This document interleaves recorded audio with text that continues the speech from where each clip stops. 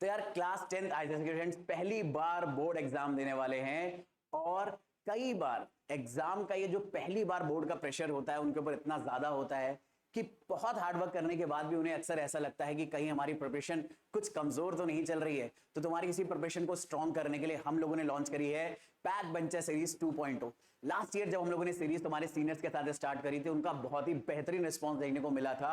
उन्होंने अपनी प्रिपरेशन को बहुत टॉप नॉच लेवल पर ले जाकर बोर्ड एग्जाम में फोड़ा था। बहुत सारे लोगों ने 90+ स्कोर करा था और तुम्हारी प्रिपरेशन और ज्यादा स्ट्रॉन्ग हो जाए इसके लिए हम लोगों ने सीरीज और पहले ही लॉन्च कर दी है। और इस सीरीज में तुम्हें मैथ, फिजिक्स, केमिस्ट्री और बायो के हर चैप्टर के टॉपिक वन शॉट में तुम्हें कवर करने को मिलेंगे, वो भी जीरो से हीरो। अगर तुम्हें टॉपिक बिल्कुल नहीं आता है, कोई टेंशन लेने की जरूरत नहीं है, तुम पूरा इसी एक वीडियो से सीख जाओगे। और अगर आता है तो डेफिनेटली कुछ ऐसी चीजें रिवाइज करोगे और पूरा कॉन्सेप्ट एक ही जगह पे इस तरह से रिवाइज कर लोगे कि वो बहुत स्ट्रांग हो जाएगा तुम्हारे एग्जाम्स के लिए। इसके साथ ही साथ हम लोग मोस्ट इंपॉर्टेंट क्वेश्चन जल्दी लाने वाले हैं जो तुम्हारे स्कूल एग्जाम के लिए भी इंपॉर्टेंट होने वाले हैं और बोर्ड एग्जाम के लिए भी बहुत इंपॉर्टेंट होने वाले हैं। साथ ही साथ पीवाईक्यू भी बहुत जल्दी हम लोग रिलीज करेंगे। तो ऐसी चीजों को तुम मिस ना कर जाओ, इसके लिए जरूरी है कि तुम चैनल को सब्सक्राइब कर लो, बेल आइकन प्रेस कर लो और अपने फ्रेंड्स के साथ भी शेयर कर दो। मैं प्रभात, तुम्हारा केमिस्ट्री का मेंटर। आज हम लोग कवर करेंगे केमिस्ट्री का third chapter which is acid, base and salt.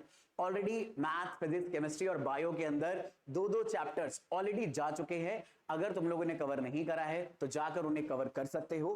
फिलहाल हम लोग आज स्टार्ट कर देते हैं मेरे बच्चे acid, base and salt chapter, जो कि दरअसल में मैं आपको एक बात बता दूं, केमिस्ट्री के पॉइंट ऑफ व्यू से बहुत इंपॉर्टेंट है। पहली बात तो यार ये चैप्टर खुद ही अपने आप में बहुत इंपॉर्टेंट है, इसका बहुत हाई वेटेज रहता है, इससे काफी क्वेश्चन आपको आपके एग्जाम में मिलते हैं। दूसरी बात, इस चैप्टर के बहुत सारे फंडामेंटल्स, बहुत सारी केमिकल रिएक्शन आगे भी कई चैप्टर्स के अंदर रिपीट होती हैं। तो अगर आप इस टॉपिक को अच्छे से अंडरस्टैंड कर लेते हो तो आगे वाले कई चैप्टर्स के अंदर चीजें पढ़ना आपके लिए थोड़ा सा आसान हो जाएगा, क्योंकि बहुत सारी चीजें रिपीट ही हो जाएंगी इस चैप्टर के साथ। तो इसीलिए इस चैप्टर को बहुत ध्यान से आपको समझने की जरूरत है। बहुत ही सिंपल सा चैप्टर है, थोड़ी बहुत नॉलेज आपको ऑलरेडी इसके बारे में, एसिड, बेस, सॉल्ट के बारे में अपनी जूनियर क्लासेस से होती है। उस नॉलेज को हम लोग बोर्ड लेवल पर, टॉप नॉच लेवल पर आज लेके जाएंगे। तो सबसे पहले हम लोग बात करने लगते हैं एसिड्स के बारे में। अगर हम लोग डिफाइन करें एसिड्स क्या होते हैं, सबसे सिंपल डेफिनेशन अगर मैं एसिड्स की देनी है तो हम ये दे सकते हैं कि एसिड दरअसल में ऐसा कोई भी सब्सटेंस आप बोल सकते हो केमिस्ट्री के अंदर जिसे अगर आप वाटर में डिसॉल्व करो तो वो H+ आयन, या फिर जिसे हम बोलते हैं H+ आयन वाटर के साथ मिलकर हाइड्रोनियम आयन बनाता है, वो प्रोड्यूस कर दे। अब अगर हाइड्रोनियम आयन आपको नहीं पता है क्या होता है तो फटाफट मैं एक मिनट आपको बता देता हूं। हालांकि हमने इसे डिटेल में कवर करा है केमिकल बॉन्डिंग टॉपिक के अंदर, जो इस चैप्टर से जस्ट पहले हमने पढ़ा था। देखो होता क्या है, दरअसल में एसिड को जैसे ही पानी में डालोगे H+ बनता है और H+ पानी के वाटर मॉलिक्यूल के साथ कोऑर्डिनेट बॉन्ड बनाकर एक H3O+ का मॉलिक्यूल बना लेता है। वाटर में ऑक्सीजन के पास ऐसे इलेक्ट्रॉन्स होते हैं वैलेंस शेल में जिन्होंने बॉन्डिंग नहीं करी होती है, इन्हें हम लोन पेयर बुलाते हैं। H+ को अपना डुप्लेट कंप्लीट करने के लिए 2 इलेक्ट्रॉन की रिक्वायरमेंट है, तो ऑक्सीजन अपने लोन पेयर के दोनों इलेक्ट्रॉन हाइड्रोजन को प्रोवाइड कर देता है, जिसकी वजह से यहां पर एक कोऑर्डिनेट बॉन्ड बन जाता है और एक नए स्पीशी का जन्म होता है जिसे हम बुलाते हैं हाइड्रोनियम आयन। तो नॉर्मली किसी भी एसिड को पानी में जैसे हम ऐड करते हैं वो H+ आयन प्रोड्यूस करता है, लेकिन वो H+ आयन तुरंत वाटर मॉलिक्यूल्स के साथ कंबाइन होकर H3O+ हाइड्रोनियम आयन में कन्वर्ट हो जाता है। इसीलिए एसिड की डेफिनेशन जब भी बताई जाती है यही बताई जाती है कि एसिड्स ऐसे कंपाउंड होते हैं जिन्हें वाटर में डालने पर हाइड्रोनियम आयन वो प्रोड्यूस करते हैं। अगर आप H+ आयन भी बोलोगे तो वैसे मैं आपको बता दूं ये रॉन्ग ही कंसीडर करा जाता। टेक्निकलिटी बस थोड़ी सी कम होती है कि H+ आयन ना, अगर आप बोल रहे हो तो आप ये बात बस मिस कर जा रहे हो कि H+ वाटर में अगर प्रोड्यूस हुआ है तो वो वाटर के मॉलिक्यूल के साथ हाइड्रोजन बॉन्ड बनाकर तुरंत हाइड्रोनियम आयन में कन्वर्ट हो जाएगा। तो अगर तुम H+ आयन भी लिखकर आते हो, I am pretty much sure आपको मार्क्स मिल जाते हैं, बट आप कोशिश करो हाइड्रोनियम आयन और उसका फॉर्मूला ही वहां पर मेंशन करके आओ। कुछ एग्जांपल देख लेते हैं। जैसे एग्जांपल के तौर पे HCl एक कंपाउंड है, वाटर में डालते ही वाटर का H2O का ऑक्सीजन का लोन पेयर HCl के H को कोऑर्डिनेट बॉन्ड दे देगा और H3O+ बना लेगा और Cl- अलग हो जाएगा। तो नोटिस करो ये जो HCl कंपाउंड है इसने वाटर के अंदर H3O+ आयन प्रोड्यूस करे, और हमारी डेफिनेशन के अकॉर्डिंग कोई भी कंपाउंड वाटर में अगर H3O+ आयन प्रोड्यूस कर देगा तो हम उसे एसिड बोलेंगे, यानी HCl क्या हो गया, एक एसिड हो गया। सिमिलरली H2SO4 को जब हम वाटर में ऐड करते हैं तो यहां पर 2 यूनिट हाइड्रोनियम आयन देखने को मिलते हैं और जो H2SO4 का सल्फेट आयन है वो पूरा फ्री हो जाता है। तो हमने यहां पर देखा H2SO4 ने वाटर के अंदर हाइड्रोनियम आयन प्रोड्यूस करे, तो इसलिए H2SO4 को भी एसिड की कैटेगरी में रखेंगे। सिमिलरली HNO3 जिसे हम नाइट्रिक एसिड बुलाते हैं, यार ये कॉमन नाम भी याद करना शुरू कर दो, बहुत काम की चीज होती है। तो HNO3 को वाटर में हमने ऐड करा, H3O+ बना और नाइट्रेट आयन बना, तो H3O+ आयन प्रोड्यूस करने की वजह से HNO3 भी एक एसिड है। इसी तरह से हमारे पास एक और बहुत इंपॉर्टेंट एसिड होता है CH3COH। अब CH3COH इसे हम बुलाते हैं एसिटिक एसिड। एसिटिक एसिड को वाटर में हमने डिसॉल्व करा, तो ये वाला जो हाइड्रोजन आप देख रहे हो, ध्यान से देखना, ये वाला हाइड्रोजन, सिर्फ ये वाला हाइड्रोजन ऑक्सीजन वाटर के साथ, वाटर के ऑक्सीजन के साथ कोऑर्डिनेट बॉन्ड बनाता है और H3O+ बनाता है, तो जिसकी वजह से ये पूरा बचा हुआ पोर्शन एक एनायन में कन्वर्ट हो जाता है और इसे बुलाते हैं एसीटेट आयन। यहां पर एक बात बहुत इंपॉर्टेंट याद रखने वाली है, CH3COH में जितने भी हाइड्रोजन कार्बन के साथ बॉन्डेड हैं, ये दरअसल में H+ के फॉर्म में बाहर नहीं निकल सकते पानी के अंदर, या फिर ये जो हाइड्रोजन्स हैं ये कभी भी H3O+ नहीं बनाते हैं वाटर के अंदर। रीजन बड़ा सिंपल है, दरअसल में कार्बन और हाइड्रोजन का बॉन्ड इतना स्ट्रांग होता है कि पानी में डालने पर ये बॉन्ड टूटता ही नहीं है, और जब तक बॉन्ड नहीं टूटेगा कार्बन हाइड्रोजन का, तब तक H+ आयन फ्री भी नहीं होंगे। इसीलिए यहां पर क्योंकि ऑक्सीजन और हाइड्रोजन का बॉन्ड वीक होता है, बड़े आराम से टूट जाता है, इसीलिए सिर्फ इस हाइड्रोजन को हम H3O+ में कन्वर्ट करते हैं और बाकी बचा पूरा स्पेशी एसीटेट आयन में कन्वर्ट हो जाता है और इसमें कार्बन के साथ जुड़े हाइड्रोजन इंटैक्ट रहते हैं। तो यहां से एक इंपॉर्टेंट बात समझना, हर कंपाउंड वो जिसके अंदर हाइड्रोजन है जरूरी नहीं है एसिड की तरह बिहेव करे और अपने अंदर से H+ निकाल दे। एसिड की तरह बिहेव करने के लिए मोस्ट ऑफ द टाइम जो हाइड्रोजन होता है वो किसी बहुत ज्यादा इलेक्ट्रोनेगेटिव एटम के साथ जुड़ा होता है। हम लोगों ने electronegative atom periodic properties chapter के अंदर पढ़ा है, और कौन कौन से इलेक्ट्रोनेगेटिव एटम हो सकते हैं, अक्सर ये होता है fluorine, chlorine, bromine, iodine, oxygen, कभी कभी नाइट्रोजन भी होता है, ठीक है, बट मोस्टली इन्हीं चार में से किसी के साथ अगर हाइड्रोजन जुड़ा है तो वो दरअसल में एसिडिक हाइड्रोजन की तरह ट्रीट होगा और वाटर में डालने पर ये हाइड्रोजन H3O+ में कन्वर्ट हो जाएगा। नोटिस करो इस लिस्ट में मैंने कार्बन मेंशन नहीं करा है, इसीलिए कार्बन के साथ जो हाइड्रोजन जुड़े थे ये H+ के फॉर्म में वाटर में डालने पर डिसोसिएट नहीं होंगे। ये बहुत इंपॉर्टेंट बात है एसिड के लिए, ये जरूर याद रखना। बाकी अपनी कहानी को अगर हम आगे बढ़ाए तो सबसे पहले समझ लेते हैं यार एसिड का क्लासिफिकेशन, क्योंकि कोई भी टॉपिक अगर हम पढ़ रहे हैं, जैसे हम लोगों ने केमिस्ट्री में सबसे पहला चैप्टर ही ये पढ़ा था, पीरियोडिक क्लासिफिकेशन ऑफ एलिमेंट्स, हमें एलिमेंट्स को क्लासिफाई करना जरूरी था ताकि उनकी स्टडी आसान हो सके। इसी तरह से एसिड, बेसिस और सॉल्ट्स को भी डिटेल में पढ़ने के लिए इन्हें क्लासिफाई करना जरूरी होता है ताकि इनकी स्टडी आसान हो सके। तो सबसे पहले हम लोग एसिड का क्लासिफिकेशन करते हैं, और ये क्लासिफिकेशन अभी हम कर रहे हैं उनके सोर्स के अकॉर्डिंग, यानी एसिड हमें कहां से मिल रहा है। तो एसिड को अगर उनके सोर्स के अकॉर्डिंग बोले जाएं तो बहुत ही इंपॉर्टेंट टाइप में आता है पहला ऑर्गेनिक एसिड। नाम से ही मेंशन हो रहा है कि यहां पर हम ऐसे एसिड्स के बारे में बात करने वाले हैं जो कि ऑर्गेनिक होते हैं नेचर में। तो ऐसे एसिड्स जो नॉर्मली प्लांट्स या फिर क्या नाम है एनिमल्स, इन सब जगहों से हमें मिलते हैं, इन्हें हम ऑर्गेनिक एसिड्स बुलाते हैं। और इन एसिड्स में अक्सर हमें कार्बन हाइड्रोजन एटम्स देखने को मिलते हैं। हालांकि जो हाइड्रोजन एटम कार्बन से जुड़ा होगा वो एसिड की तरह बिहेव नहीं करेगा, सिर्फ ऐसे ऑर्गेनिक कंपाउंड्स जिनमें कार्बन, हाइड्रोजन और जो हाइड्रोजन है वो ऑक्सीजन के साथ अगर जुड़ा है, या पीछे जो मैंने एटम्स मेंशन करे थे उनमें से किसी के साथ जुड़ा है, तभी वो एसिड की तरह बिहेव करेगा। एग्जांपल के तौर में एसिटिक एसिड जो कि विनेगर में मिलता है। तो हमने अभी एसिटिक एसिड का फॉर्मूला पढ़ा था CH3COOH। तो नोटिस करो इस कंपाउंड में कार्बन है, हाइड्रोजन है, और जो एसिडिक हाइड्रोजन है वो ऑक्सीजन के साथ जुड़ा हुआ है। तो इस कंपाउंड को हम ऑर्गेनिक एसिड की कैटेगरी में रखते हैं। ऐसे ही हमारे पास सिट्रिक एसिड होता है जो बहुत सारे सिट्रस फ्रूट्स में मिलता है, जैसे कि ऑरेंज में, लेमन में। ऐसे ही हमें टोमेटो के अंदर ऑक्जेलिक एसिड मिलता है। तो नॉर्मली प्लांट्स या फिर एनिमल्स के अंदर से मिलने वाले एसिड्स को जो कि ऑर्गेनिक स्पीशीज से मिल रहे हैं उन्हें हम ऑर्गेनिक एसिड बुला देंगे। ऐसा ही एक क्लासिकल एग्जांपल है रेड आंट का स्टिंग। जो लाल चींटी होती है, जब हम कहते हैं कि उसने हमें काट लिया, तो एक्चुअल में वो काटती नहीं है, उसकी स्टिंग में फॉर्मिक एसिड नाम का एक एसिड होता है, और जब वो आपको काटती है तो बेसिकली में वो अपने स्टिंग के थ्रू वो फॉर्मिक एसिड आपकी बॉडी में इंजेक्ट कर देती है। अब जैसे ही वो फॉर्मिक एसिड आपकी बॉडी में गया तो आपको इरिटेशन होने लगता है, खुजली होने लगती है, और कई जगह पर वहां पर स्वेलन आ जाती, मतलब सूजन आ जाती है, ठीक है, वो जगह थोड़ी सी क्या नाम है इरिटेट करने लगती है आपको, क्योंकि वहां पर उस रेड आंट ने आपकी बॉडी में फॉर्मिक एसिड इंजेक्ट कर दिया।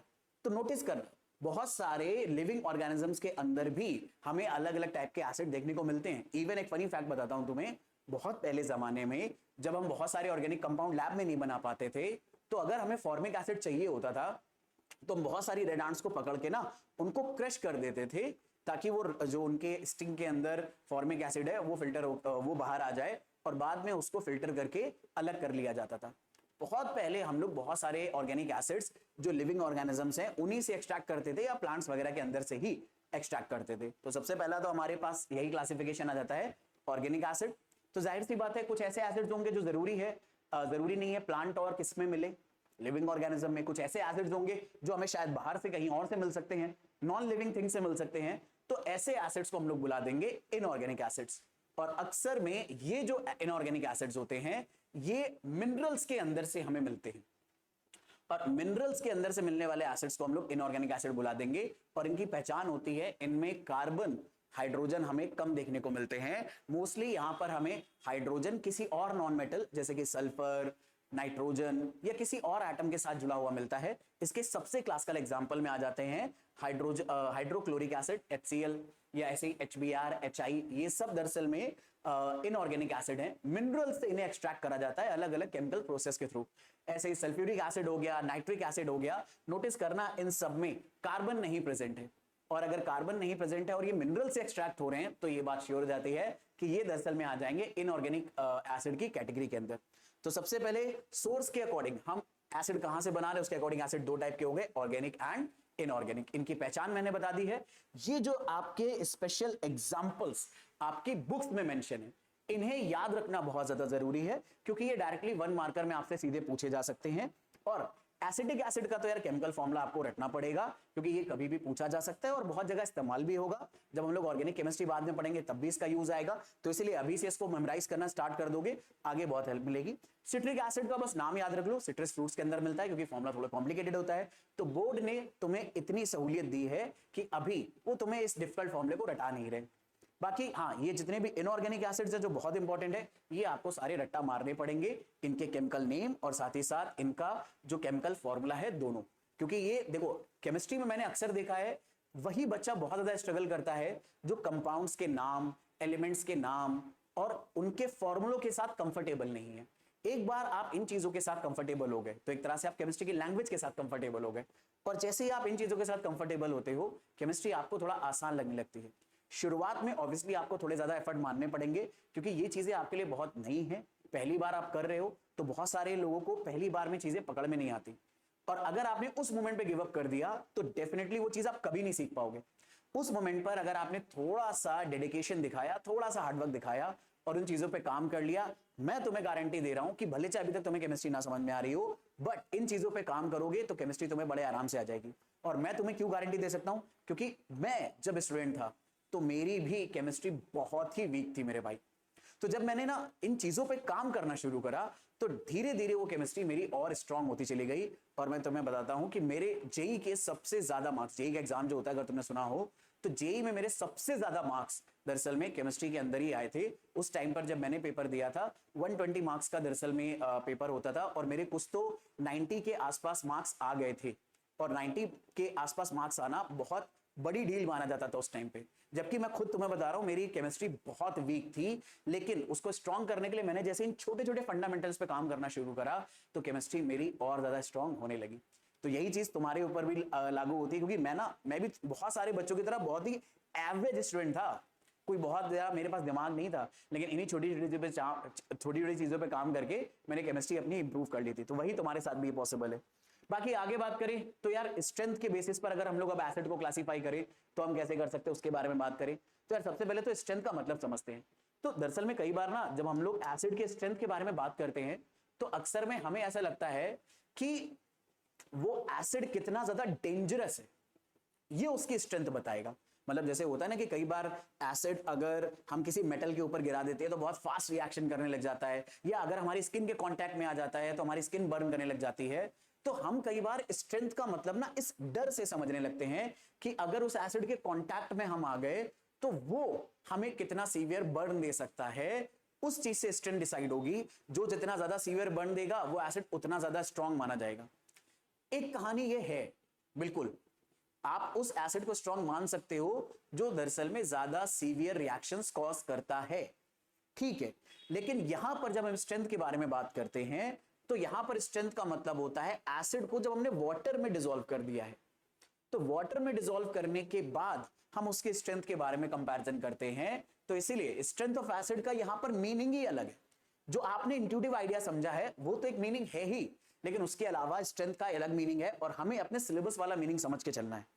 तो हमारे सिलेबस में स्ट्रेंथ ऑफ एसिड का मतलब होता है कि जब हम एसिड को पानी में डिसॉल्व करते हैं तो गिवन वॉल्यूम ऑफ वाटर के अंदर कितने हाइड्रोनियम आयन प्रेजेंट हैं, तो उसे हम लोग बुलाते हैं स्ट्रेंथ ऑफ एसिड। अब होता क्या है, दरअसल में अलग अलग एसिड्स वाटर में अगर सेम क्वांटिटी में भी डिसॉल्व करोगे तो वो अलग अलग number of hydronium ion produce करते हैं वाटर के गिवन सैंपल के अंदर, और इसीलिए अलग अलग एसिड की स्ट्रेंथ भी अलग आ सकती है।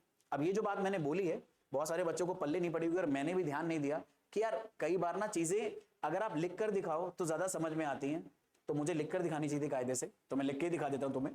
मैं क्या कह रहा था कि जैसे मानो हमारे पास दो अलग अलग बीकर हैं और दोनों में सेम अमाउंट ऑफ वाटर भरा हुआ है।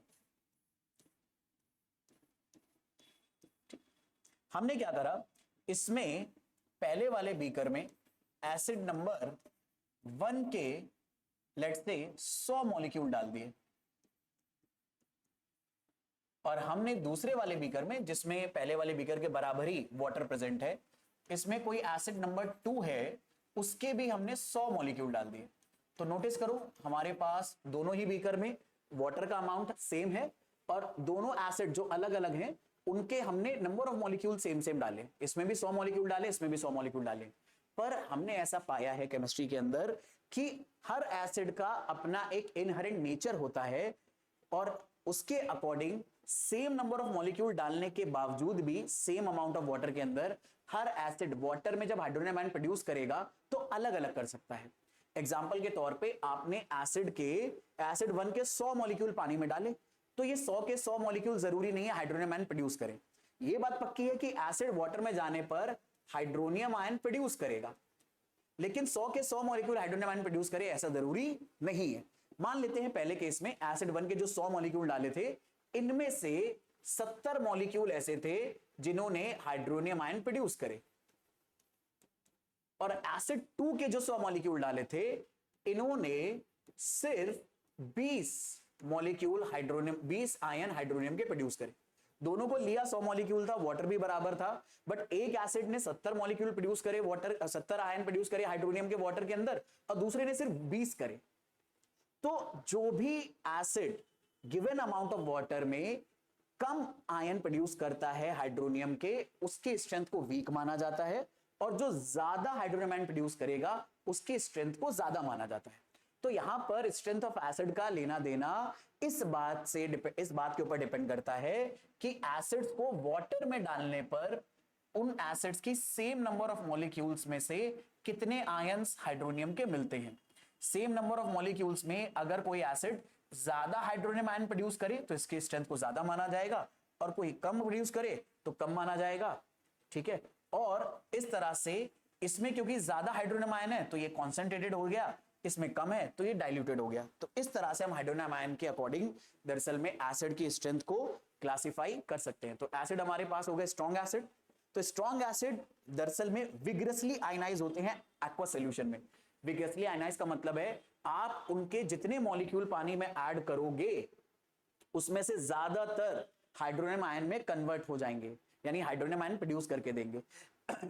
तो ऐसे एसिड्स को हम बोल देंगे स्ट्रॉन्ग एसिड। अब जो भी नॉर्मली हमने इनऑर्गेनिक एसिड पढ़े थे HNO3, HCl, H2SO4, तो most of the inorganic acids strong acid की कैटेगरी में ही आते हैं। तो अगर स्ट्रॉन्ग एसिड बहुत ज्यादा नंबर ऑफ H+ आयन या हाइड्रोनियम आयन प्रोड्यूस करने वाले हैं वाटर के अंदर, तो वीक एसिड क्या करेंगे, तो वीक एसिड पार्शियली आयनाइज होते हैं वाटर के अंदर, उनका एक्वा सॉल्यूशन में नंबर ऑफ हाइड्रोनियम आयन उतने ज्यादा प्रोड्यूस नहीं होते जितने हम एसिड के मॉलिक्यूल ले रहे हैं। जैसे इस केस में ये वीक एसिड है क्योंकि 100 मॉलिक्यूल लेने पर भी इसने सिर्फ 20 हाइड्रोनियम आयन ही प्रोड्यूस करे हैं। तो वीक एसिड वाटर के अंदर पार्शियली आयनाइज होते हैं। तो यहां पर ये वाली बात याद रखना, एसिड का स्ट्रॉन्ग और वीक होने का जो फिनोमेना है वो कितना विग्रस रिएक्शन करते हैं इसके ऊपर बेस्ड कम है। और यहां पर स्ट्रेंथ हम एक्वस सॉल्यूशन के अंदर हाइड्रोनियम आयन कितने मिल रहे हैं उसके बेसिस पर कर रहे हैं।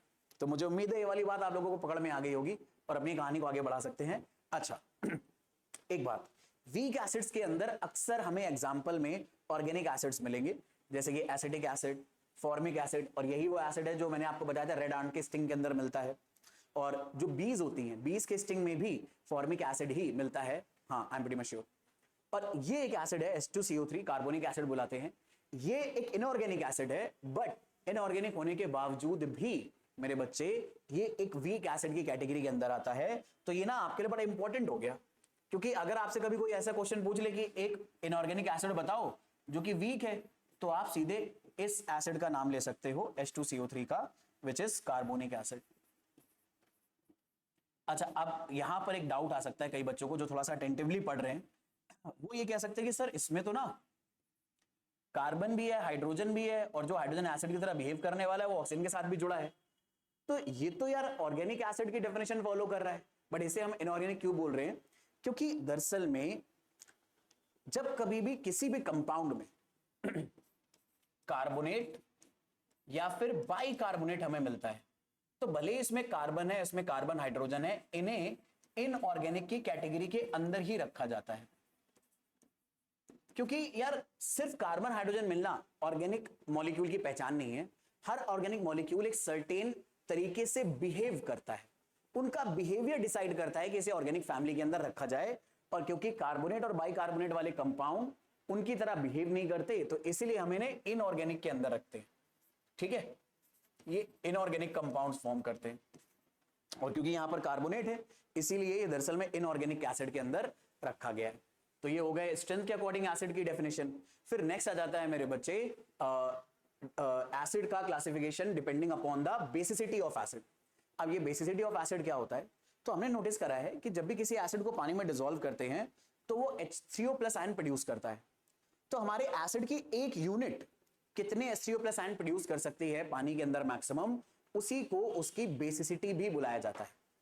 तो बेसिसिटी की डेफिनेशन यहां पर लिखी है, the number of hydronium ions which can be produced by the ionization of one molecule of that acid. Acid का वन मॉलिक्यूल आयनाइज होने पर जितने H3O+ आयन प्रोड्यूस करता है, तो उन नंबर ऑफ H3O+ आयन को ही उसकी बेसिसिटी बुलाया जाता है। तो बेसिसिटी के अकॉर्डिंग सबसे पहले एसिड आते हैं मोनोबेसिक एसिड।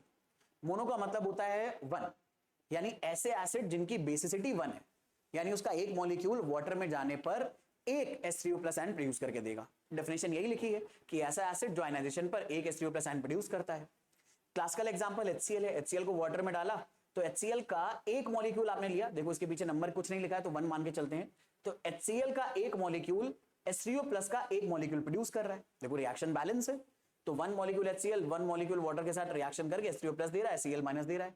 तो HCl के एक मॉलिक्यूल ने H3O+ का एक मॉलिक्यूल प्रोड्यूस करा, तो हम लोग इसकी बेसिसिटी को वन बुलाएंगे। तो कोई भी एसिड जो दरअसल में एक H3O+ आयन प्रोड्यूस करता है, हम उसे मोनोबेसिक एसिड बुलाते हैं।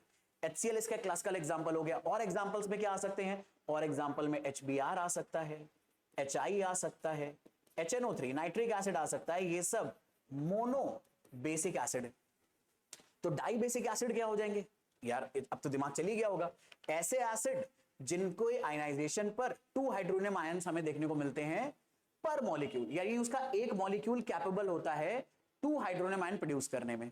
जैसे एग्जांपल के तौर पे हम लोगों ने अभी सबसे पहली स्लाइड में H2SO4 के बारे में पढ़ा था कि H2SO4 को जैसे ही हम वाटर में डालते हैं तो इसके एक मॉलिक्यूल 2 वाटर के साथ इंटरैक्ट करके 2 यूनिट बनाता है हाइड्रोनियम आयन की, और साथ में हमें मिलता है सल्फेट आयन फ्री फॉर्म में। तो नोटिस करो H2SO4 की एक यूनिट या एक मॉलिक्यूल ने 2 आयन प्रोड्यूस करे, H3O+ के पीछे 2 नंबर लिखा है, मतलब 2 आयन प्रोड्यूस करे H3O+ के।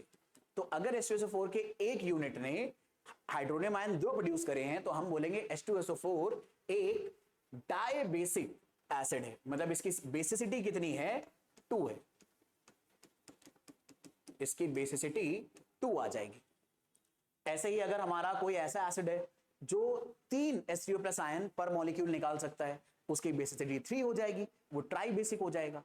तो इस तरह से हम लोगों ने मोनोबेसिक, डाई बेसिक और ट्राई बेसिक एसिड डिफाइन करे हुए हैं, ठीक है। पर यहां पर एक इंपॉर्टेंट बात मेंशन करना चाहूंगा मैं, और ये कई बार बच्चे मिस कर जाते हैं और जब एग्जाम में आती है तो वहीं पर बस सिली मिस्टेक कर देते हैं। और बात ये है कि कई बार जो डाई बेसिक एसिड होते हैं जैसे कि H2SO4, वो एक साथ अपने दोनों हाइड्रोजन वाटर को देकर हाइड्रोनियम आयन में कन्वर्ट नहीं करता है, यानी एक साथ दोनों हाइड्रोजन H3O+ में कन्वर्ट नहीं होते हैं H2SO4 के। कई बार वो अलग अलग स्टेप में होते हैं, जैसे यहां पर मेंशन है।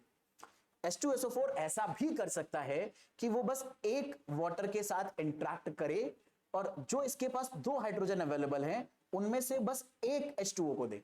अच्छा, एक ही क्यों देगा? क्योंकि जो वाटर है ना, उसे दरअसल में मेरे बच्चे कोऑर्डिनेट बॉन्ड बनाने के लिए एक ही H+ की रिक्वायरमेंट है। वाटर का एक मॉलिक्यूल एक ही H+ के साथ बॉन्ड बना सकता है, ऑल्दो इसके पास एक और लोन पेयर है, ये दूसरे H+ के साथ बॉन्ड नहीं बना सकता क्योंकि ऑक्सीजन के पास बॉन्ड बनाने की लिमिटेशन होती है। ऑक्सीजन 3 से ज्यादा बॉन्ड बना ही नहीं सकता है। तो अगर यहां पर बॉन्ड बना दिया एक और H+ तो 4 बॉन्ड बन जाएंगे, प्रैक्टिकली पॉसिबल नहीं है। ये हम थोड़ा हायर क्लासेस में पढ़ते हैं, बट ये अभी मान के चलो ये प्रैक्टिकली पॉसिबल नहीं है। तो इसीलिए एक वाटर मॉलिक्यूल बस एक H+ के साथ बॉन्ड बना सकता है।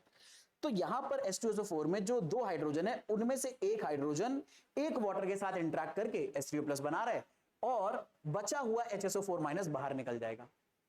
और ये जो बचा हुआ HSO4- का हाइड्रोजन है ये फर्दर दूसरे वाटर के साथ एक और H3O+ निकालेगा। तो यहां पर नोटिस करो H2SO4 ने इन दो स्टेप में सिर्फ एक एक हाइड्रोनियम आयन निकाला है।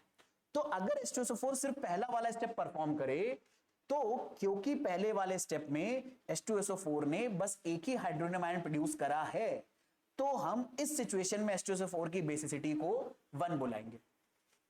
ये वाली बात ध्यान रखना, हर बार H2SO4 की बेसिसिटी 2 हो जरूरी नहीं है। H2SO4 अगर पहली रिएक्शन की तरह बिहेव कर रहा है, वो बस एक ही वाटर के साथ इंटरैक्ट करके एक ही मॉलिक्यूल H3O+ बना रहा है, तो इस प्रोसेस में इसकी बेसिसिटी 1 ही मानी जाएगी। पर अगर वो इस तरह से बिहेव कर रहा है कि एक ही वाटर मॉलिक्यूल, एक ही एसिड का मॉलिक्यूल या एक H2SO4 का मॉलिक्यूल दो वाटर के साथ इंटरैक्ट करके H3O+ बनाए, तो हमें बेसिसिटी को 2 बताना है। तो हमें कैसे पता चलेगा कब वो 1 बेसिसिटी शो कर रहा है, कब 2? रिएक्शन आपको दी होगी, या तो ये वाली दी होगी, तो अगर 2 वाटर मॉलिक्यूल 2 H3O+ आयन बने तो बेसिसिटी 2 हो जाएगी, या फिर ये वाली दी होगी, तो अगर एक ही H3O+ आयन बन रहा है तो इसकी बेसिसिटी 1 हो जाएगी। और यही बात दरअसल में ट्राई बेसिक एसिड्स के ऊपर भी होती है।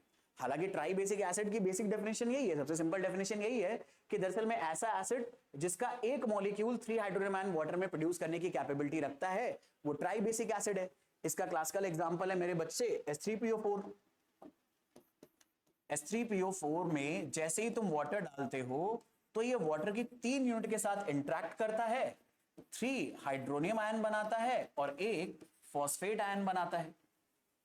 अब यहां पर H3PO4 के एक मॉलिक्यूल ने 3 आयंस H3O+ के प्रोड्यूस करे, तो अगर हमारे एसिड का एक मॉलिक्यूल H3O+ के 3 आयन प्रोड्यूस कर रहा है तो इसकी बेसिसिटी हम लोग 3 बोल देंगे। पर नोटिस करना, ये रिएक्शन उसने एक ही स्टेप में परफॉर्म कर दी है।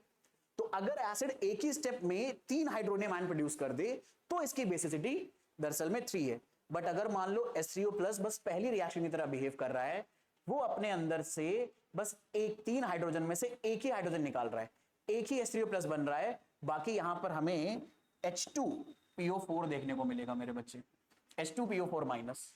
तो अगर हमें एक ही हाइड्रोजन आयन देखने को मिला तो इस सिचुएशन में H3PO4 की बेसिसिटी 1 ही बोली जाएगी।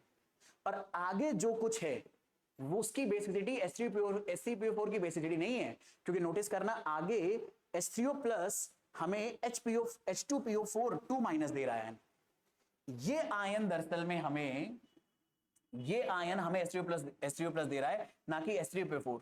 तो इस सिचुएशन में, इस रिएक्शन में जो बेसिसिटी डिफाइन होगी वो H2PO4 की डिसाइड होगी। किसी भी रिएक्शन में, किसी भी प्रोसेस में बेसिसिटी उस एसिड की डिफाइन होती है जो आपने लिया है। तो यहां पर H3PO4 लिया था तो ये H3PO4 की बेसिसिटी थी, पर यहां पर हम H2PO4 ले रहे हैं तो इस प्रोसेस में बेसिसिटी इसकी डिफाइन होगी। इसी तरह से इस प्रोसेस में आपने पूरा H3PO4 लिया था और इसका आपने एक ही स्टेप में प्रोसेस कर दिया है तो बेसिसिटी इसकी डिफाइन होगी। उसी एसिड की बेसिसिटी डिफाइन होती है जो आपने उस प्रोसेस में सबसे शुरुआत में लिया है। तो इस रिएक्शन के अकॉर्डिंग H3PO4 की बेसिसिटी 1 है और इस रिएक्शन के अकॉर्डिंग H3PO4 की बेसिसिटी 3 है। तो अगर डायरेक्ट ये वाली रिएक्शन हो रही है तो ये ट्राई बेसिक एसिड हो जाएगा। ये बात बहुत इंपॉर्टेंट है, इसे अच्छे से याद रखना। तो मैं फटाफट क्विकली आपको समराइज कर दूं मैंने क्या बताया है कि अगर हमारे पास डाई बेसिक या ट्राई बेसिक एसिड होते हैं, जैसे कि एग्जांपल के तौर पे H2SO4 या फिर H3PO4, तो आप आंख मूंद कर ये नहीं बोलोगे ये ट्राई बेसिक और ये डाई बेसिक है। इनकी रिएक्शन जो दी होगी उसके अकॉर्डिंग बोलोगे।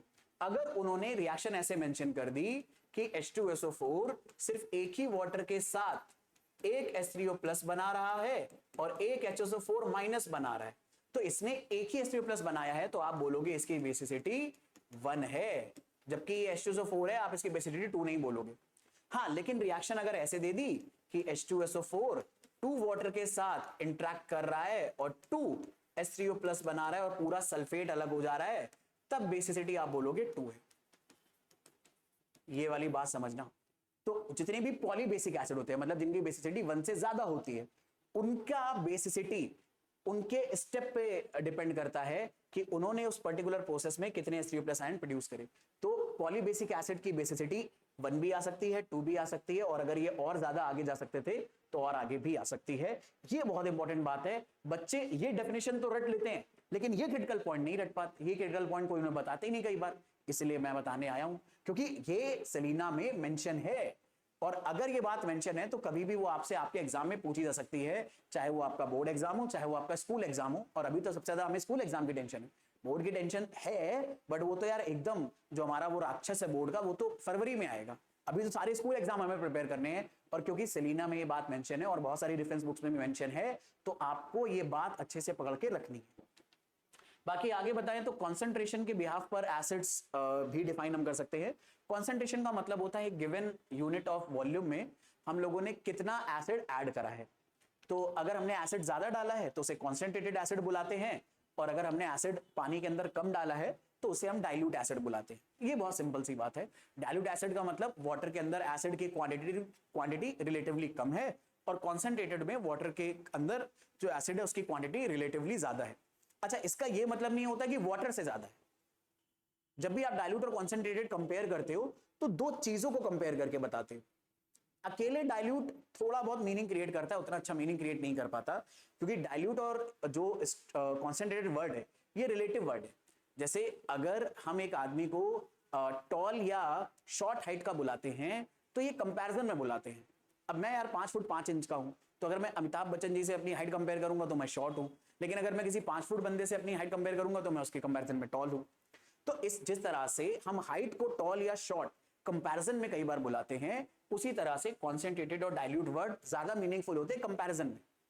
अगर हमारे पास दो अलग अलग एसिड के सॉल्यूशन है, एक में पानी में कम एसिड पड़ा है और दूसरे में सेम अमाउंट ऑफ पानी में ज्यादा एसिड पड़ा है, तो जिसमें ज्यादा एसिड पड़ा है उसे हम कॉन्सेंट्रेटेड बोल देंगे, जिसमें कम पड़ा है उसे हम डाइल्यूट बोल देंगे।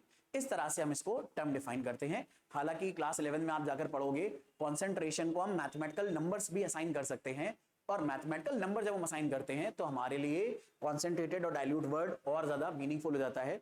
जिसमें नंबर ज्यादा आ रहा होगा कॉन्सेंट्रेशन का वो कॉन्सेंट्रेटेड होगा एसिड, जिसमें कम आ रहा होगा वो डाइल्यूटेड होगा। ठीक है, चलें नेक्स्ट, मॉलिक्यूलर कॉम्पोजिशन के बिहाफ पर भी हम लोग एसिड को डिफाइन कर सकते हैं।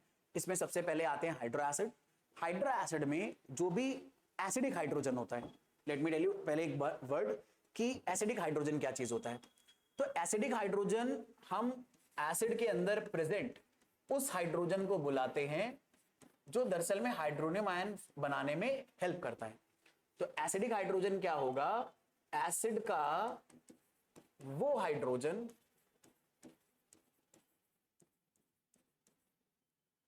जो हाइड्रोनियम आयन बनाता है। अब मैंने लिंगो लैंग्वेज में क्यों लिखा, मतलब हिंदी इंग्लिश में क्यों लिख दिया, क्योंकि ये ना डेफिनेशन पूछी नहीं जाती है। ठीक है, ये आपको पता होनी चाहिए कि एसिडिक हाइड्रोजन का मतलब क्या होता है। एसिड का वो हाइड्रोजन जो H3O+ हमें बनाकर देता है वाटर के अंदर, उसे हम एसिडिक हाइड्रोजन बुलाते हैं। जैसे एग्जांपल के तौर पे HCl में ये वाला हाइड्रोजन H3O+ में कन्वर्ट होता है तो ये एसिडिक है, लेकिन CH3COOH में सिर्फ ये वाला हाइड्रोजन H3O+ बनाता है, ये वाले हाइड्रोजन H3O+ नहीं बनाते हैं। तो ये हाइड्रोजन एसिडिक है और ये नॉन एसिडिक है। तो यहां पर हाइड्रो एसिड वर्ड जो आता है ये डिफाइन होता है एसिडिक हाइड्रोजन की डेफिनेशन से, कि हाइड्रो एसिड्स ऐसे कंपाउंड्स को बुलाया जाता है, ऐसे एसिड्स को बुलाया जाता है जिनमें एसिडिक हाइड्रोजन ऑक्सीजन को छोड़कर किसी और इलेक्ट्रोनेगेटिव एटम के साथ बॉन्डेड हो, जैसे कि क्लोरीन के साथ, ब्रोमीन के साथ, आयोडीन के साथ, सल्फर के साथ। ऑक्सीजन को छोड़कर अगर किसी और के साथ बॉन्डेड है हमारा एसिडिक हाइड्रोजन, तो हम लोग ऐसे एसिड्स को हाइड्रो एसिड्स बुलाते हैं। तो डेफिनेशन में यही लिखा हुआ है कि एसिड्स जिनमें जो एसिडिक हाइड्रोजन है वो एक ऐसे नॉन मेटल से कंबाइंड है जो कि ऑक्सीजन नहीं है, जैसे कि HCl में एसिडिक हाइड्रोजन Cl से बॉन्डेड है, H2S में एसिडिक हाइड्रोजन सल्फर से बॉन्डेड है, HBr में एसिडिक हाइड्रोजन Br से बॉन्डेड है, HI में एसिडिक हाइड्रोजन हाइड्रोजन से बॉन्डेड है। तो कभी भी एसिडिक हाइड्रोजन अगर ऑक्सीजन को छोड़कर किसी और एलिमेंट से बॉन्डेड है तो ये सारे एसिड हाइड्रो एसिड के अंदर आते हैं। दूसरे आते हैं ऑक्सी एसिड्स।